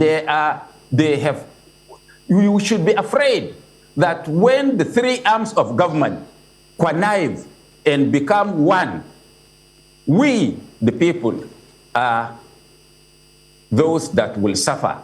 And this is exactly what it's doing. And I can see that we shouldn't think that it is only politicians that would try to sort out these issues. These are things that will concern every Nigerian. Every Nigerian must have a stake, every Nigerian must have a say, and every Nigerian must express an opinion on democracy, because there would be no democracy without an opposition. What you are seeing now, what we are seeing now is the president trying to decimate, or the government is in the center is trying to decimate all political parties so that there would be no party or there would be no candidates to stand against the candidates of the APC in 2027 election. I want to say with certainty that this cannot happen. There will always be an opposition, whether the government likes it or not. And I want to tell you that I am extremely happy and glad that the president or the APC or its agencies are pushing all the opposition parties by force to come together. And this would happen as I predict. Okay, just to mention again, or to go back to a question that was asked to you earlier, the exit of the governor of Kano State, was it considered a betrayal? You should know better. You are an African. If it is not if anybody thinks it is not a betrayal, I would pray that somebody nurtures his child up to 40 years, and when he's getting old, let the child abandon him. How would he feel? Okay. Let's now also talk about another, elephant in the room. Your leader, Rabi Musa Kwankwaso, has been accused of having links to terrorism. We've seen the report here that the NNPP has written to the U.S. Congress to defend Rabi Musa Kwankwaso. How do you react to this? First of all, how was it received, and how do you respond to this? Now, it was really shocking, not only for NNPP people or Rabi Musa Kwankwaso's friends, but this is a shocking development. And even his opponents, even people who have nothing to do, or even people who have hated Kwankwaso, had made an opinion that Kwankwaso is the last person that could be accused of this. And the fortunate thing is that even those who put his name there, they were not able to provide any iota of evidence linking Senator Rabi Musa Kwankwaso with the terrorism. Of course, as other governors did, Senator Rabi Musa Kwankwaso was one of those who signed the Sharia law in Kano in 2000. But if you had followed what had happened, it was because of his reluctance to sign the Sharia law that he lost the election in 2003. And because at that time, there were two issues in this part of the country. You follow Obasanjo, you are the one going to the church. You follow Buhari, you are the one going to the mosque. And because Rabi Musa Kwankwaso stood his grounds to remain with Obasanjo, despite all the signs that it can lead to his fall as the governor of Kano, not on the basis of performance, not on the basis of ideals of things he has put on the ground in Kano. He chose to follow that path and lost an election. And this was the reason why Obasanjo, having seen a friend losing because of him, appointed him to the coveted position of the Minister of Defense of the Federal Republic of Nigeria. And I assure you, and every Nigerian knows, that the Nigerian military is a multicultural organization encompassing all tribes, encompassing all religious beliefs and faith, and there is no single individual that today in Nigeria would say that Senator Rabi Musa Kwankwaso discriminated against him on the basis of religion, or on the basis of one's faith, or on the basis of one's tribe, or on the basis of where one has come from. And we also should know that Kano, as volatile as it was, that there was never a time during Kwankwaso's governance as governor of Kano, either from 1999 to 2003 or from 2011 to 2015, that there was a riot based on religion such that it would paint Senator Rabi Musa Kwankwaso in that black book of being a religious fundamentalist. He is an open Nigerian and well-educated. In fact, we should know that Senator Rabi Musa Kwankwaso, even against the tenets of Islam, appointed a female Christian chief judge for Kano. That is an unprecedented concession that he has made. And somebody with a large heart like him should actually be encouraged and be praised rather than vilified as a religious fundamentalist, and you put his name as a financier. Where did he get the money to finance who? All right, I know that the party has written to the U.S. Congress, and we hope that, we'll continue to follow up with that update to see what happens next. And like you said, hope that there's some form of evidence to support this that is maybe being shown to the public, or that they go back on their stance. But I want to return to the question I asked you earlier about if you considered the governor's decamping or moving to another political party betrayal. Now, while the governor moved, the deputy governor did not move. He still stayed with the NNPP while the governor moved to the APC. Now, unfortunately or fortunately, I don't know how you see it, we're hearing reports that Kano State House of Assembly is moving to impeach the deputy governor for what they've called abuse of office, gross misconduct, and they've brought forth some allegations, against him. But when you look at it from the perspective of it being political, how does the NNPP react to the possibility of the one who is, quote unquote, loyal, seeing as, you have been betrayed by the governor, the one who stayed back and still pledged loyalty to the party, yet he's still being punished? Well, it is most unfortunate for the Kano State House of Assembly to start what would portray them as the most callous institution of government in Kano. We always had known that in course of time, this issue of impeachment of the deputy governor would come.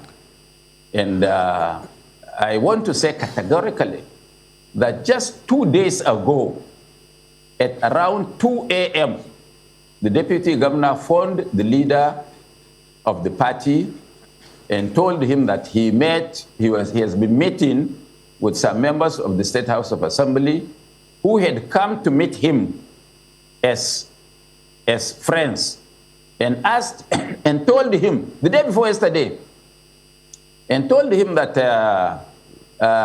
they are not happy that the governor had moved to the APC, and he, the deputy governor, refused to follow him, and that they are asking him to please consider, and they want to have his word now, moving to the APC such that certain calamities may not befall him. Calamity in this case in court means impeachment. So Deputy Governor gave them a long history of his exclusion from government in Kano, which is not known to many outsiders except those of us who are inside. For nearly 2 years, he has only been deputy governor by name, not deputy governor by function. So, and we asked him to stay because that is still the government of NNPP that was stolen and taken to our opponents that we have defeated roundly twice. So it's not a surprise to us that the deputy governor, who had contributed so much, because he, at a point in time, he was the only reliable mouthpiece of the Konkosia movement in Kano. That was why he's called Dammasanin Konkosia. Dammasani means the learned person of Konkosia, because of his eloquence, because of his articulation, because of his intelligence, because of his patience, and a host of several positive attitudes of the deputy. So, Alhaji, are you saying that governor. no mind should be paid to, the allegations against Deputy Governor Aminu Abdulsalam? And I'm going to read what the allegations are. Now, even you, without reading any allegation okay, in Nigeria, just so that our audience, anybody, I think that is important, Alhaji, that I read it out for our audience to understand that he's been accused of allegedly breached public trust during his tenure as Commissioner for Local Government between 2023 and 2024. The lawmakers also alleged that the Deputy Governor received kickbacks of 1.5 million naira monthly from each of the 44 local government councils in the state between June 2023 and January 2024, amounting to 66 million naira per month and a total of 462 million naira within the 7-month period. They further alleged that between February and July 2024, that the Deputy Governor collected additional cash returns of 3.255 million naira monthly from each of the councils under the guise of executing special assignments, bringing the total amount allegedly received during the period to 726 million naira. And finally, they also accused him of facilitating the release of 10 million naira from each of the 44 local government councils, totaling 440 million naira to Novomed Pharmaceuticals Limited in alleged violation of the Kano State Public Procurement Law and Fiscal Management. So, are you saying that these allegations should not be looked into? They shouldn't be swept. They should be swept under the carpet. Are you saying that there's no truth to any of these allegations? First of all, let me say, according to the law, the one who takes bribe and the one who gives bribe are all culpable. Do you agree with that? Absolutely. So, why is if it is true, where are the other accomplices who gave him the money? Are they also being tried? Let me tell you, in Nigeria, everything goes. There is no, if there is evidence, we want to see the evidence on the table. You can't just wake up and start to fabricate stories. If we will tell you, or if if you go to Kano and make an investigation, those who should be jailed 10 times are there for such crimes, if any. So as far as we are concerned, all these are bullshit fabricated by people who wanted to smear the deputy governor and who wants to force him to resign, or in the alternative, impeach him for the fear that in case he would be made to run against them. And once he does that, you know that they have to write the results in Abuja and announce. Once there is a semblance of election, they are as good as gone. We've looked at this issue and this case. It's a developing story. You've mentioned here what you think, and we've also seen what the Kano State House of Assembly is looking into. Let me ask, Mr. Kwankwaso, better still, had mentioned that he's open for a vice presidential role or the president. What do you make of Mr. Gregory Peter Obi and also Mr. Kwankwaso?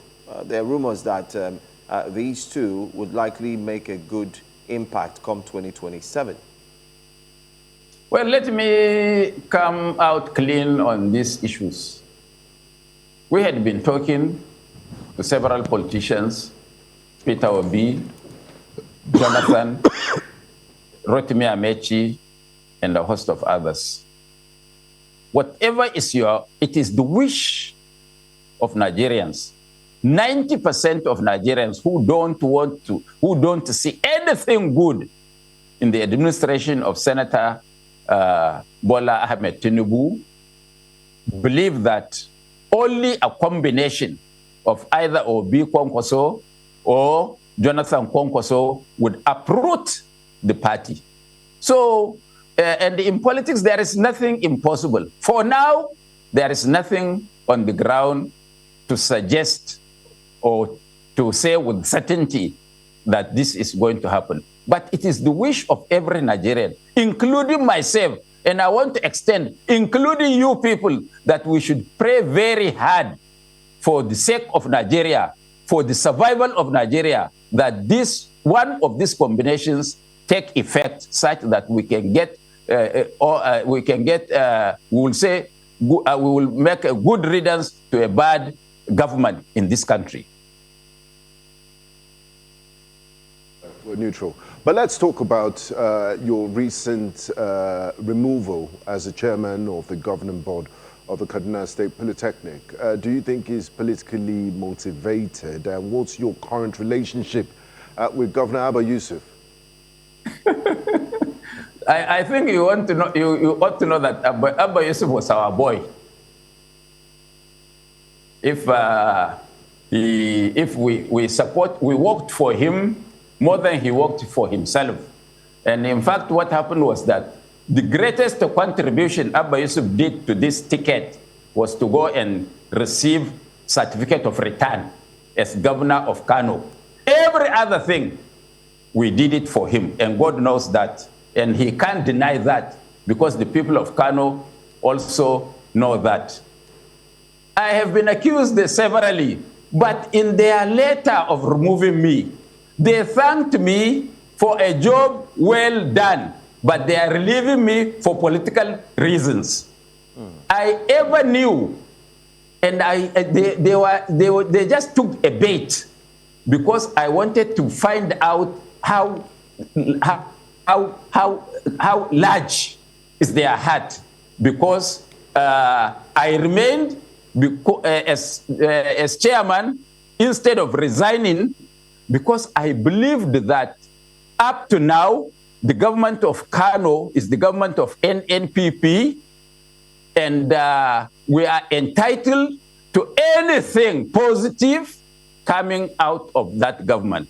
So they took the bait and removed me because of my proximity to Senator Rabiu Musa Kwankwaso. I had been chairman director of a polytechnic 46 years ago. So it's not my first time of being chairman or board member of a polytechnic in this country. So if they have no reason, if they have not come out to say, look, Buba has eaten money or has stolen money, that is why we removed him, so be it. Thanks very much. But the man who made that announcement, the commissioner for information, Waya, we never knew him he never participated in bringing Abba Kabir Yusuf as governor of Kano. He has never been a member of the NNPP. So they just met somewhere, and the governor appointed him. Would he take precedence over us? He is not the commissioner for education who would now assess my performance, whether I have tried or I have not tried, whether I've done this or not done that. After all, what is the role of the board in an institution? An institution is supposed to be a neutral institution of government. You just don't go there and start prognosing or into the affairs of an institution. They are not like a board where you give contract. So they have removed me. I am grateful that they gave me that opportunity, even though I deserved it. Even more than that, I haven't seen my role of providing the Abba Kabir Yusuf and his people the platform to be what they are today. They should ever remain grateful to me, and whatever they get, they should know that I have a commission in that. All right, just to follow up, since you mentioned the Commissioner of Information, he had recently also made a statement regarding what was reported as an interview quoted to you, where it was said that you reportedly made allegations that the Kano state government as well as the DSS were intimidating opposing voices. And in his words, he says that your allegations were reckless, malicious, and contrived. How do you respond to this, and do you still stand by that position? Well, thank God that when I was coming here, I brought a paper. I accused the Kano state government of intimidating and arresting political opponents. And I have a list. At least here, they arrested one, Abba Ibrahim Kofar Nasarawa. They had arrested one, Mohammed Samir Hanga, the son of the Kano State, Kano Central Senator Hanga. They arrested Aminu Warkal. They have declared Sanusi Sarajo, the advisor to the governor, who was the first person to resign his appointment in that government, as wanted man. They have arrested one politician from Kano, Dambaliki Commander. They have also declared a former commissioner, Yusuf Kofar Mata, wanted. They have also arrested Saifullah Abubakar. So all these things are on record. It's not a lie. They are intimidating people. They are doing things that are undemocratic because they have the instrument of power today in their hands. What do you advise people? Can you also give us a time frame, Alhaji? When did this happen? Just after, because these were critics of Abba's defection from NNPP to APC, and they called him betrayer. And they said that he will only do one term. And they say, Palle air in Hausa means only one term. These are things that Abba Kabir Yusuf hates to hear. Palle air or betrayer. I don't know. Let him look at his role, whether what he did is correct in this, whether it is a betrayal or not betrayal. At least the people of Kano believe that that is true. All right, and just to confirm again, these names that you have mentioned, you have evidence to support these allegations. Is that correct? Have they not been arrested? You mean you should do investigative journalism? Please. Okay. You can go to Kano whether these people were declared wanted by the government or they were arrested on the instance of the government. Talking about arrests, because we're almost out of time, I would like to ask what you make of the arrest of Nasir El-Rufai and, of course, the former Attorney General of the Federation, Malami. What's your take on that? You know, I'm not one of their friends, but all I want to say is that people in glass houses should not be throwing stones, and those that are our rulers today should know that there were other people before them. If they can do this to their predecessors, then they should also be ready to face such wrath of the people or law of karma. So that is my take on this. Now, finally, Alhaji Buba Galadima, before we let you go, we're slowly inching towards 2027. What's the NNPP strategy to challenge the main ruling party, APC, in the 2027 elections, and also move beyond Kano State to have a pan-Nigeria mandate? Are you looking at some coalition arrangements? Are you looking at mergers? What's your strategy? You see, thank you very much for asking these questions. Ponkoso is the generalissimo of Nigerian politics. There is no single Nigerian that has the base support as he is, and there is no single Nigerian, one Nigerian, that has the spread of support across this nation. Because if you go to the creeks of Bayelsa, if you go to the deserts of Borno and Yobe, you find people wearing the red cap. They may not be the majority, but they believe in his principles, they believe in what he has done, they believe that when he gets there, they will also be salvaged. That is the ordinary people. Whether he wins or he doesn't win, that is one. Secondly, I want to say something which a lot of politicians don't understand. Opposition politician doesn't run a marathon race. What he does is a 100-meter dash.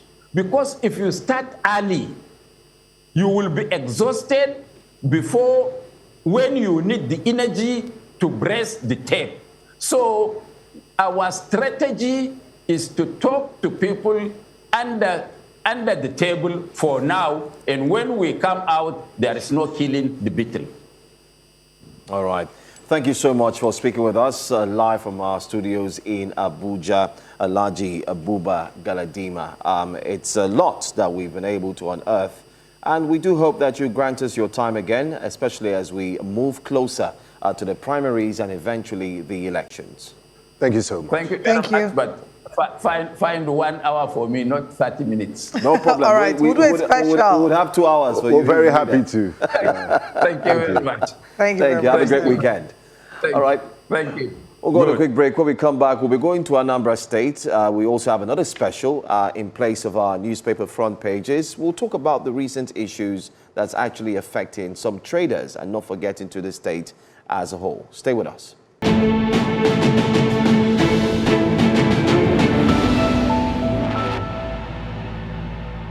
Thanks for staying with us here on Breakfast Central. As we rightly mentioned, this Friday we do have specials, so we would sincerely like to apologize for not being able to bring to you the front pages of the newspapers. The reason is we're heading to Anambra State, southeast Nigeria. Well, in Anambra State, controversy is growing following the demolition of parts of the Onitsha Main Market by the administration of Chukwuma Soludo. The state government says the exercise is part of efforts to remove illegal structures, restore the original market master plan, and improve trading conditions in the commercial hub. However, the demolition has sparked criticism from traders and community leaders who argue the action could threaten thousands of livelihoods and may have ignored a pending court order. The development comes amid the government's broader crackdown on the long-running Monday sit-at-home order in the southeast. Authorities in the state have also warned that students who miss school on Mondays risk suspensions. That's if the teachers are in class, to suspend them, or the principals as well, as part of measures to ensure full economic and academic activities across Anambra State. Well, joining us in the studio is the Senior Special Assistant to the Governor of Anambra on Media. We do have Mr. Ejimofor Para, who's here live with us in the studios. Thank you so much for being in Lagos and being in the studios. Welcome. You're welcome. Thank you for having me. Great to have you in person. Sitting sandwiched amidst in between in between beautiful people. yeah, beautiful, handsome. But I hope you guys don't roast me, really. No. But I think my first question will start from what we just read out to our listeners and viewers, which is the Monday sit-at-home. I'd like to take it from there. Students are also inclusive. If you don't resume school, you risk suspension. The question is, have the Anambra State government has it grown that confidence in building the resilience and the possibility to have students resume schools on Mondays, knowing fully well that this is just a request that's been made by the governor not too long ago? Okay, thank you very much once again, and I'm glad to be in your studio. Let me begin from actually stating something very fundamental. You see, human behavior is shaped in two ways, and they respond to two things: rewards or punishment, or rewards and punishment. Now, the issue of Monday sit at home has protracted in the southeast for a period of 5 years. You get it? And the government of Professor Charles Soludo didn't just wake up to say, go back to school, go back to businesses, declaring the end to Monday sit at home. No. A lot of structures have been put in place, both in terms of security, in terms of, the consideration for the welfare of, the citizens, their protection and all that, came to has been placed on the front burner. But let me say this very clearly, that the sit at home has gone from being, it was enforced using fear and violence and fear. Good. Now, it has gone from being a valid agitation? No, but don't talk about the agitation part of it. I'm talking about how the responses from the individuals, from the people themselves. It has gone from fear to what I call unwholesome complicity. Because in the last few months or years, given the bullish response of the Anambra State government against these non-state actors and criminals parading as freedom fighters, they have been decimated. I can tell you for free that there is no existing camp, criminal camp whatsoever, in any inch of space in Anambra State today. There's none. Good. So it is no longer about fear, but about the fact that our people have become so used. 5 years it's more like, it's more than a lifetime. Like so it has become an extension of the weekend. Because on this same Monday, if you come to Anambra, every part of Anambra, it's bubbling with every other activity except economic activity or maybe academic activities. When you say other activities, like what? Sports. Churches hold programs. You go to some public spaces, you see people having their workout sessions. It has become more like trying to transform Monday that's supposed to extended be weekend. to have an extended weekend. So you realize that it's no longer about fear, because if it's about fear, the order is sit at home, right? In the heydays when it was the whole order was still in force, if you come to Anambra, you won't see one soul out. Everybody will be in their homes, be in their houses. But this time around, you see vehicles moving everywhere. You see people going to parties. People even holding their weddings on Mondays, traditional wedding and all that. Are you telling me about fear? It's not about fear. So looking at it from the point of view of the economic implication to the state, it became like a sabotage, or it became a sabotage the economy of the state. And no government will fold its arms. I hear people talk about the government losing 8 billion. No. How much does the market generate and all that? No, it's not about a loss to the government. No, it's about a loss on the productive ends of the people. Because there are people who survive on a daily basis. There are people who survive on the things they sell on a daily. That market woman who sells pepper, the pure water seller, and all that. If they don't sell, they won't eat. So it's about a loss on them. So the state can't just fold its arms to just say we're protecting the big men alone. We also have to protect those vulnerable people who need to survive on a daily basis. So if the economy of the state is what is taken into consideration, and I do agree with you that there are a lot of people whose source of livelihood depends on these daily sales, yeah.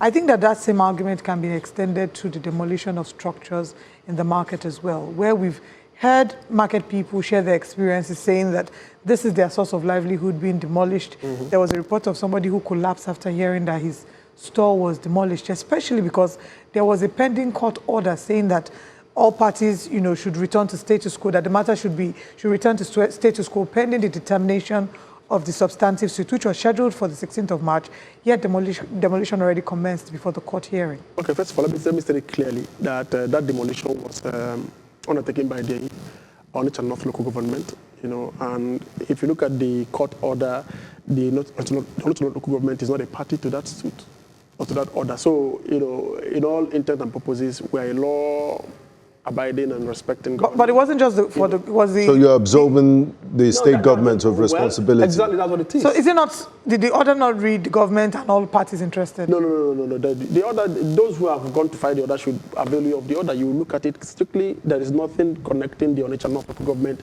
to that. Yeah, but you have senior government officials, Mr. Lome for the current Anambra State Commissioner of Information, saying that why are they making so much noise that Onitsha Market is not the only market in Anambra State? So if they're not party to it, why is he passing commentary? And a lot of critics have put holes in his argument. Why would he say that? What I wanted to establish is a fact, the point of legality. Good. But let me also go to the other prong of it, which I believe that the Honorable Commissioner was trying to establish. The first law, even in heaven, is order. Without law and order, nobody can survive in a chaotic environment. But there's a human face to it. Let me say this. Onitsha Main Market was not demolished. What was demolished are illegal structures erected in spaces that have been marked out for other purposes except trading. You see, so before this order came into being, the government had had a series of engagements with the marketers, with the traders themselves. And of their volition and to the best of their knowledge, they agreed with the government that they were trading on illegal spaces. They agreed. If you bring their leadership here now, and even apart from the normal emotions that goes with, people trying to respond to, people want their actions, but they don't want to bear the consequence. So if you are going to cite your business on a structure or a space that has been identified as illegal, you should be ready to also bear the consequence. That a government existed that allowed you to do it doesn't mean every other government will come and allow you same privilege. So it has to be stated here clearly that what the government is doing at Onitsha Main Market is the demolition of illegal structures. Now you come to Onitsha Main Market as the largest market, touted as the largest market in West Africa. I can tell you today, for those of you who have actually been to Anambra or been to Onitsha before, it's not a place before now that you can shop. How can you ever imagine going to a space where you want to shop and you can't even go with your vehicle? There is nowhere for you to park. And it's not like there was no provision made for parking lots or parking spaces. But what we saw was this criminal defiance of order, where people believe that with their money they can get away with anything. So they come and they acquire these spaces allocated for parking lots. And the way these things happen, they happen like a mirage. They happen overnight. All right. When you during Christmas breaks and maybe other holidays that the market is closed down, these structures have been erected overnight. Let's take a pause. We need to go on a very quick break. We'll come back and we'll continue the conversation about the demolition of Onitsha Main, of the structures in Onitsha Main Market, and like the government refers to them as illegal structures in Onitsha Main Market. We'll be right back.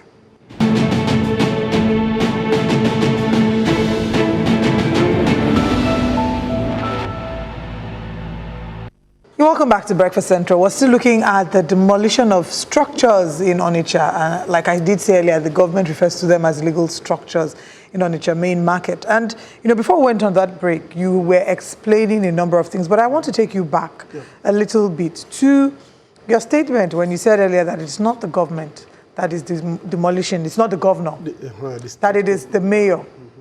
Now, the question is, does the mayor have the authority to demolish without the consent of the governor? That's one. Especially bearing in mind Section 1 of the Land Use Act that vests all the governors, all the lands in the state in the governor. So can the mayor carry out that action without consent or approval from the government? Okay, now part of the responsibility of the mayors, of course, we know that the issues of land are exclusively, within the concurrent list and of course vested in the governors of the state. But in terms of use, the mayor is substantially obligated by law to ensure that there is order within his locality. That is why you see most markets and parks around us are manned by local government. They control it. They control the markets and the parks. Good. So, and Onitsha Main Market is just one market in Onitsha North local government. So it's within the ambit of his responsibility So that is to to say ensure that the government is in support of the demolition. Well, the government is one, how do I put it? There are levels to government. We have the federal, we have the state, and we have the local. So the state government, what I'm asking is, yes, what? the state government, the government of Governor Soludo is in support of the demolition because, again, I did say that there was a court order. Mm-hmm. The court order, according to the reports, forbade all parties from demolition and asked that everything be returned to status quo. So what we're saying in essence is that the state government is in support of the demolition, which is in contravention of a court order. As a matter of fact, it's not like the state government is in support. When you say the state government is in support, it looks like it's happening and the state government is not aware. This is part of the structural reforms that the state government is keen about. It's part of the structural reforms. Of course, we agree that the matter is in court and all that. And of course, to that extent, as a state government functionary, I cannot continue to opine on it. It amount to sub judice for the lawyers. Are you in support of law and order? Exactly. Yeah, I'm in support of law and order, exactly. But the executive has now acted And I can tell you that an action that has been done in contravention of the pronouncement by the law, let me tell you, the law is procedural. You get the point. And the law, it cannot give you what you didn't ask for. If you look at that court order, obviously the Onitsha North, it's on the surface of it. When you see a court order, you will see the parties to the suit. The local government, the much I know, is not a party to that suit. So maybe it's the oversight, or maybe the fortunate thing on the part of those who initiated that suit. So quite unfortunate. So, but can't the governor jump in and the governor cannot jump in because the governor cannot do the job of the judiciary. So that is what we're saying. His job is executive. So in other news, it is the voice of Esau and the hand of Jacob. I don't know how you interpret it, but like I said, the law is procedural. Much as you talk about law and order, it's also important. As a matter of fact, if you go to court, there's a way we've seen it happen in this country and other climes a lot of times. You may have a very good case, but your process of initiating that case or filing it will flaw everything you're trying to do in court. Are you getting the point? If, for instance, your partner, your spouse, defrauds me, right? But in all intents and purposes, you were not a party to that transaction. There's no way the law will now sentence you or punish you for the crime of your wife, even your brother, right? If that happens that way, then we are living in a banana republic, except you are a shorty to that person. But the law, like I said, is procedural. And in Anambra State, we obey the law to the letter. And that is why, as a state government, I can't sit and tell you that the state government demolished Onitsha Main Market. But what is apparent and what is known in the public space and in the media is that there is a communication by the local government mayor and the system in Onitsha North, that has initially informed the traders, giving them a 28-day, if not 30-day window. Before the demolition? Yes, for the demolition of evacuation. Is that not too short? Because no. This conversation started long before now. Okay. Yeah, so exactly. So it's not that this conversation didn't start today. As a matter of fact, 2 years ago, or so 3 years ago, when the governor took a routine tour of the market, there was this particular plaza that was being erected just by, you need to see the chaos yourself. If Onitsha Main Market is left the way, have you not heard about this different kinds of fire incidences that happen in Onitsha? But is there no building and control agency, the Ministry of Lands in Anambra State? That's what I'm telling you. That is its function to provide oversight over issues like this. As of today, there is a 360 overhaul of the entire Because things like this only happen when there's no government presence. I'm not saying, I can tell you for free that within the government, in every 12 there must be a Judas, right? But we are putting together a legislation right now in the state that would criminalize approval by any functionary of government on spaces that are not meant for certain activities. Now, what it means is that by this legislation that we are proposing, even if you have retired from service and it is found substantially that you gave approval where it isn't required, you will go in for it. Yeah, okay. Get it? All right. You go in for it. So it's a total overhaul, both on the side of government functionaries and on the side of the traders themselves. It takes two to tango. I understand that bit. But at the end of the day, our people also need to understand that it is not also, inducing, he who gives bribe and he who takes are of the same. I heard the Buba Galadiba say Yes, this. Buba So for Galadiba. someone who gives bribe, if I come here to induce you now to want to bribe you, I'm as culpable as you who has received from me. So people also should understand that you don't need to start chasing after these government funds. They are human beings. And of course, you don't need to chase after them to induce them and get them to do the wrong things. So let's move away from the demolitions for a bit. And I actually want to have just a question regarding that as well before we move away completely. The United Igbo Elders, they had made a suggestion. They appealed to Governor Soludo to consider maybe extending the market and alternative options because they had looked at the cost implications of, the opportunity cost of what this would have brought upon. It is said that it's often said that government should have a human face. And many have accused the government here of acting in a way that doesn't have a human face. That if the demolitions could start on the 1st, and the court's judgment, the substantive suit was meant to be heard on the 16th, it's just 15 days in between. Why could the government not wait? Well, let me tell you, there's an Igbo proverb that says, if you must stop a fight, then you must stop it from the period when the two parties are pointing at each other. Not when they've started exchanging blows or when they've started saying things and you are, with all due respect. I think I don't know who the Igbo elders are, but they should stop being reactionary. They should actually be proactive. They should join the government in this fight to restore order in our spaces. It's not enough for you to come to say, okay, you're playing the victim in a fight that you are the major predator. We're talking about a space that has been chaotic, that has been disorganized, a space where our children can no longer trade. We're talking about the world is advancing. There's nowhere in the world where you can shop without parking. As a matter of fact, if you're going to any shopping space now and you cannot park, trust me, you will look for alternatives. If the main market, the name of the game of the 21st century is innovate, compete, or die.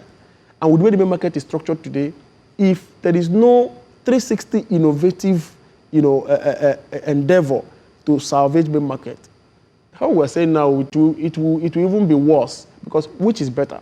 For you to salvage main market right now and bring it up to par, to a 21st century, 22nd century shopping space, or allow it to become one chaotic space where marketing and commerce cannot hold.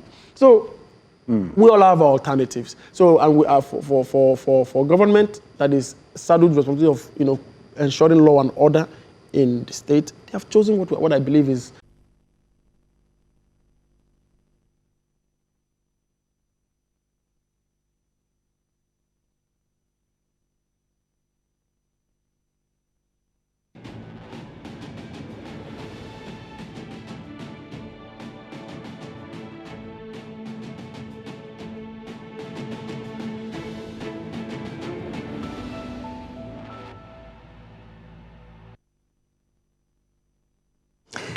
Welcome back to Breakfast Central. We're still looking at the demolition of structures in Onitsha. Like I did say earlier, the government refers to them as legal structures in Onitsha Main Market. And, before we went on that break, you were explaining a number of things, but I want to take you back a little bit to your statement when you said earlier that it's not the government that is demolishing, it's not the governor, that it is the mayor.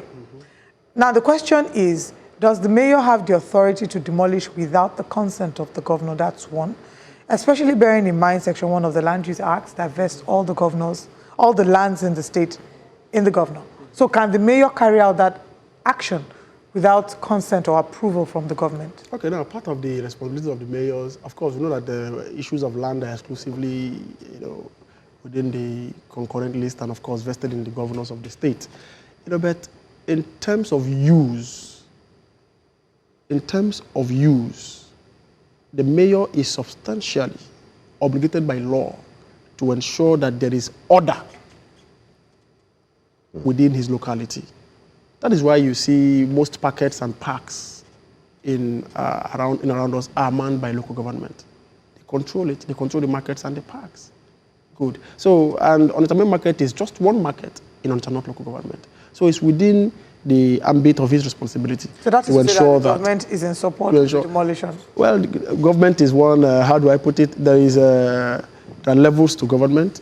We have the federal, we have the state, and we have the local. So the state government, what I'm asking is, yes, what? the state government, the government of Governor Chukwuma Soludo is in support of the demolition because, again, I did say that there was a court order. Mm-hmm. The court order, according to the reports, forbade all parties from demolition and asked that everything be returned to status quo. So what we're saying in essence is that the state government is in support of the demolition, which is in contravention of a court order. As a matter of fact, it's not like the state government is in support. When you say the state government is in support, it looks like it's happening and the state government is not aware. This is part of the structural reforms that the state government is keen about. It's part of the structural reforms.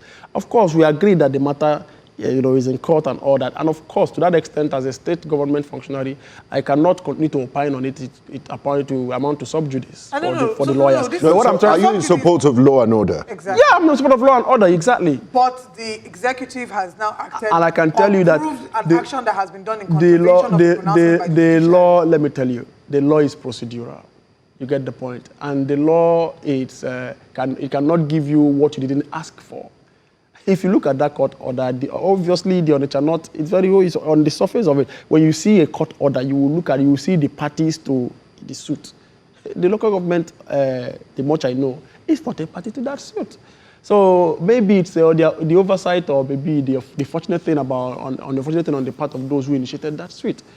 So quite unfortunate. So, but can't the governor jump in and the governor cannot jump in because the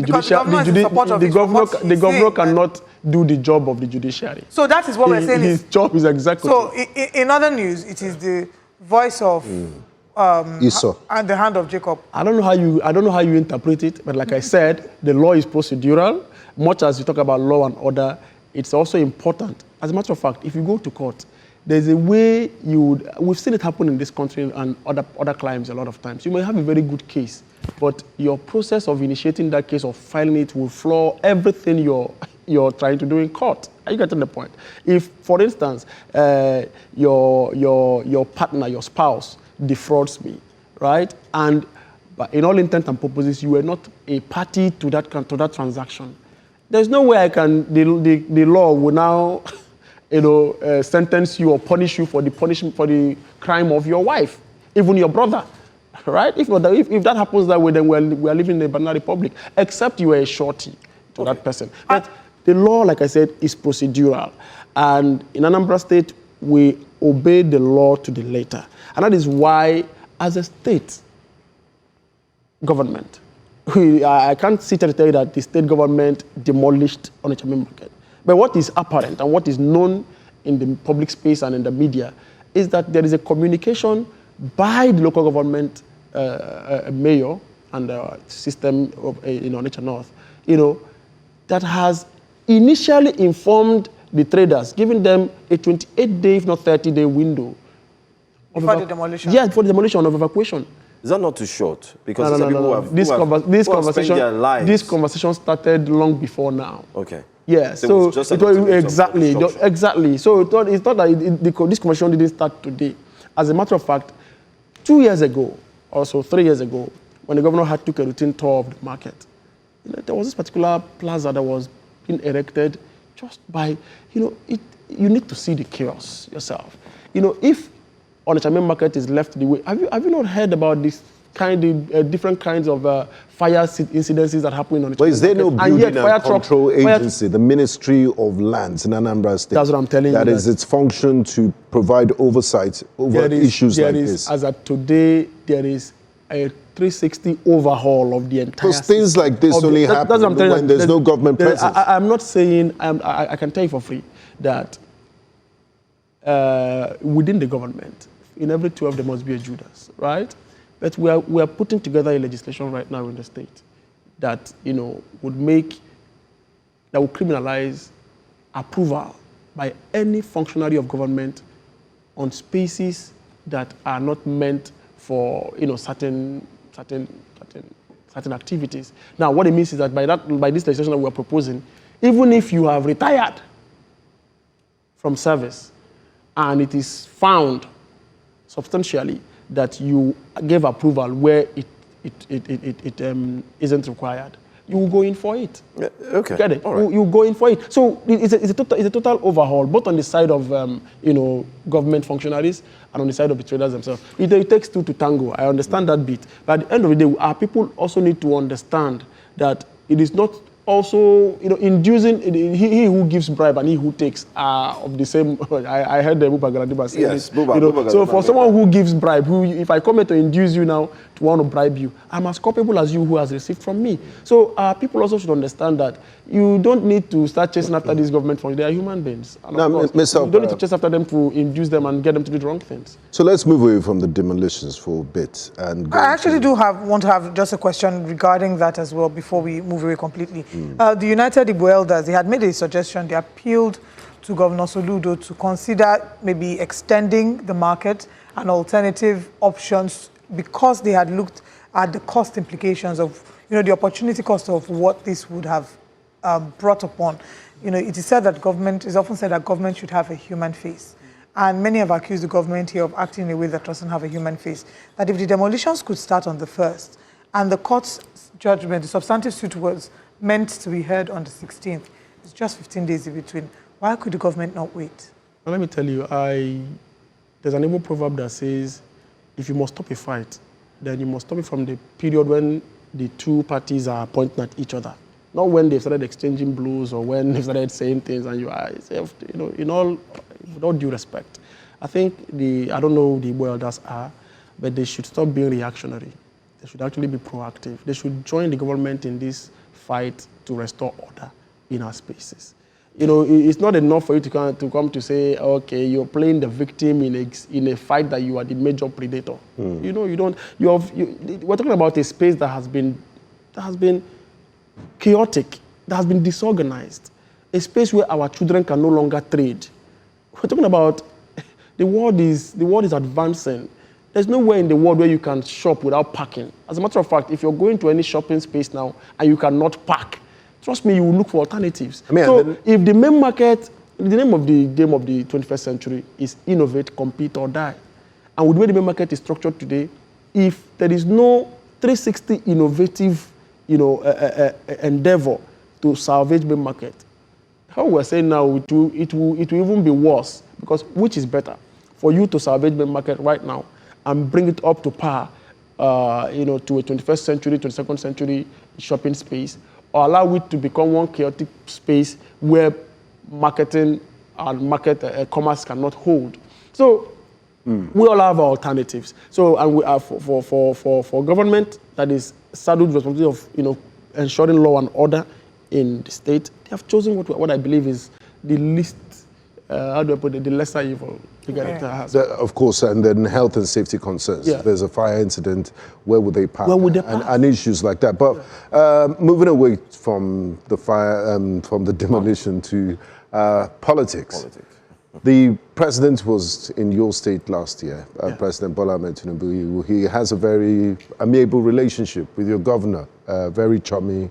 He commissioned some projects, and your governor said it on record that he will support him in 2027.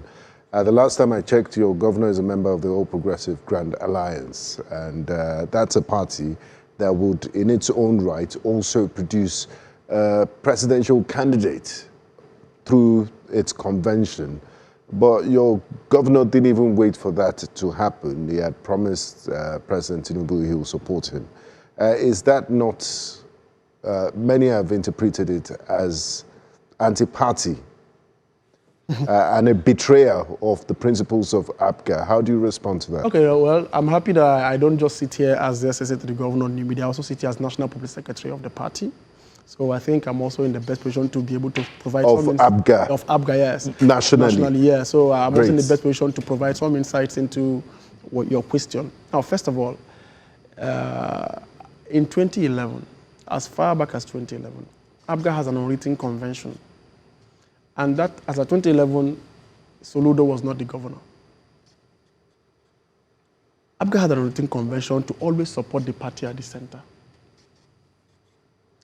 whether the crafters of that convention looked at it from the point of political expediency, or they just looked at it just to pander to the caprices of the moment, that's a different consideration entirely. But we have an unwritten convention that would support the party at the center. And that was why in 2011... So does it mean ABGA would never produce presidential candidates of its own? In 2011, ABGA never had a presidential candidate.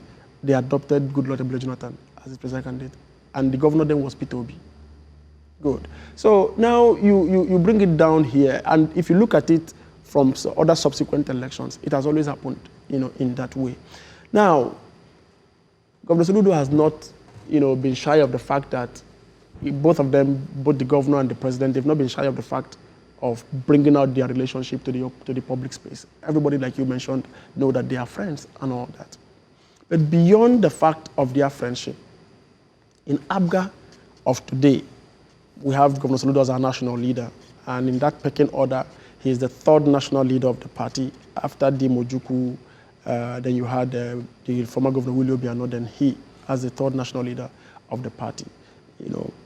Beyond the fact that he is friends with the president, he may have made his own proclamation in line with ABGA's convention. But mind you, it is one thing to make a statement or a proclamation, and it's another thing for that proclamation to be ratified. If you look at the hierarchy of ABGA, there are three key decision-making, bodies within the party. But the highest of these three is the National Convention. So whether or not the governor's statement last year would be ratified by ABGA is solely dependent on the National Convention, which of course will be convened very soon. Now, you must, even now, some people, I was on television yesterday and someone was asking me, has ABGA adopted Bola Ahmed Tinubu as its presidential candidate? I said, is Bola Ahmed Tinubu the presidential candidate of APC as of today? He's still the president. He's not a candidate yet because the APC is yet to finalize their primaries. And as a party, we have not even released the guidelines of our primary elections and all that. So how can I be opining on an issue that has not taken place? So in conclusion, the governor as national leader of the party has made his statement in line with the convention of the party, or written convention of the party. Now, whether or not that proclamation will be ratified by the national convention is a different ballgame entirely. And once that is done, of course, it will be on the media space. I mean, is it just about the unwritten policy? Because I wanted to share this with you. Yeah. There was a statement by Sly, Eze Okenwa, the national chairman. Yes, the national chairman. He said that the reason that he decided to return to this policy, he said Tinubu's renewed hope agenda resonates with us. He has shown us good faith. We share similar ideology. If he gets the nomination of his party, we'll adopt him. So he has shared the official position that if he does, then ABGA will adopt him. Well, he has still said it and we have not adopted him yet. So until that is done, but let me tell you, on the bit about party politics, there's a dimension to which the national leader of our party, Governor Soludo, is mainstreaming, and we all are happy for it. Now, someone would ask you a typical question. If you move from a PDP-controlled state to an APC-controlled state, what marked difference would you see? How would you know that you have moved from a PDP-controlled state to an APC-controlled state? The question again is, if you are to x-ray the manifesto of the Labour Party and juxtapose it with the manifesto of the APC and probably that of ABGA, what marked differences would you see? Now, you realize that some parties, unbeknownst to their members and even at times their leadership, because oftentimes what they do is they want to form parties and they just copy and paste their manifesto, copy and paste their constitution and all that. There is really no deep thinking that goes through in crafting the manifestos of this party to bring about what the members of that party should believe in. So ideologically, at least to the extent of what is written in their manifestos and their constitution, some of these parties are the same. Now, we've reviewed our own manifesto and reviewed our own constitution, and we've seen that we align more with what is the manifesto of the APC. And that's why we said during our last campaigns, November election campaigns last year, we said progressives are working together. So APC, ABGA, We align. Have formed. We have not formed. I said we align. Okay, just align. We align. Our ideologies align on so many fronts. But before the November elections, now there were statements made, such as APC is working to ensure that APGA wins the state elections. So APC is working, and now APC has a new chairman. Of course, I think APGA is happy to also have that. Can we rightly say that the time where inter-party politics was seen as something detestable has now been embraced, where parties are saying, listen, yes, we align with this person, yes, we work with him and so on? Okay, now let me tell you, the fact that... Just to add, as you answer, because we're almost out of time, I want to add the final, just to add to that. Or is it a case where APGA is afraid that they don't have strength outside of Anambra State, so they just need to quickly align with the center always? Far from it. When it comes to the policies of Anambra State, APGA is a behemoth. APGA is a religion. Outside Anambra? Well, outside Anambra, we've also done some incursions. There are states where we've won elections. In Abia, we've won senatorial elections in Abia. We've won Federal House of Assembly elections in Abia. In Bayelsa, we won 2 state assembly elections in Bayelsa. In Taraba, we won one. In Benue, we won 1 Federal House of Reps election. So it's beyond Anambra. Of course, the party is growing. Maybe not so fast, but it's growing ideologically. And that is why we look at ourselves and we tell ourselves that one of the best ways to actually, make a permanent imprint on the Nigerian political space is to ensure that we begin to talk about politics of ideology. Now, if I am coming to your studio and we just have one route to the studio, or we believe that this is the route that will take us to the studio, you have your vehicle, I have my vehicle, and I tell you, okay, why don't I join you? We're going the same way. So, okay, no problem, park yours. Of course, it's economically viable for us to say, okay, let's park one vehicle and use one, since we are going to the same, place. So, in the same vein, if you look at it, take it literally from, what I've just given to you now, you realize that if you have a party that is doing exactly the same thing that you would have done or you would do if you were in the same position, then there is no need to call yourself the kind of opposition that we have in Nigeria. I was telling them yesterday, I said, see, if you use the 2023 election, for instance, as a litmus test, ask yourself, on issues of state, for instance, on issues of subsidy removal, what was the position of the 3 major political parties that contested? What was their position? What did they say they would do to subsidy?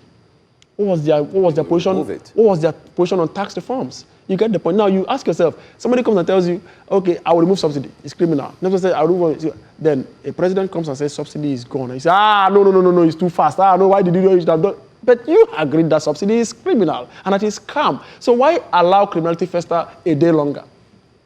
So you discover that what we have in Nigeria rarely is not opposition politics. People just come and they play foolhardiness, or they play at best witch hunt, because they are not the ones there. And since I'm not the one there, then nothing should work. No, we don't play that kind of politics in APGA. What we play in APGA is we don't play opposition politics of witch hunt. We play opposition politics of providing alternative solution, alternative view. Right. We don't just come up to say this is bad. We tell you how good it can become.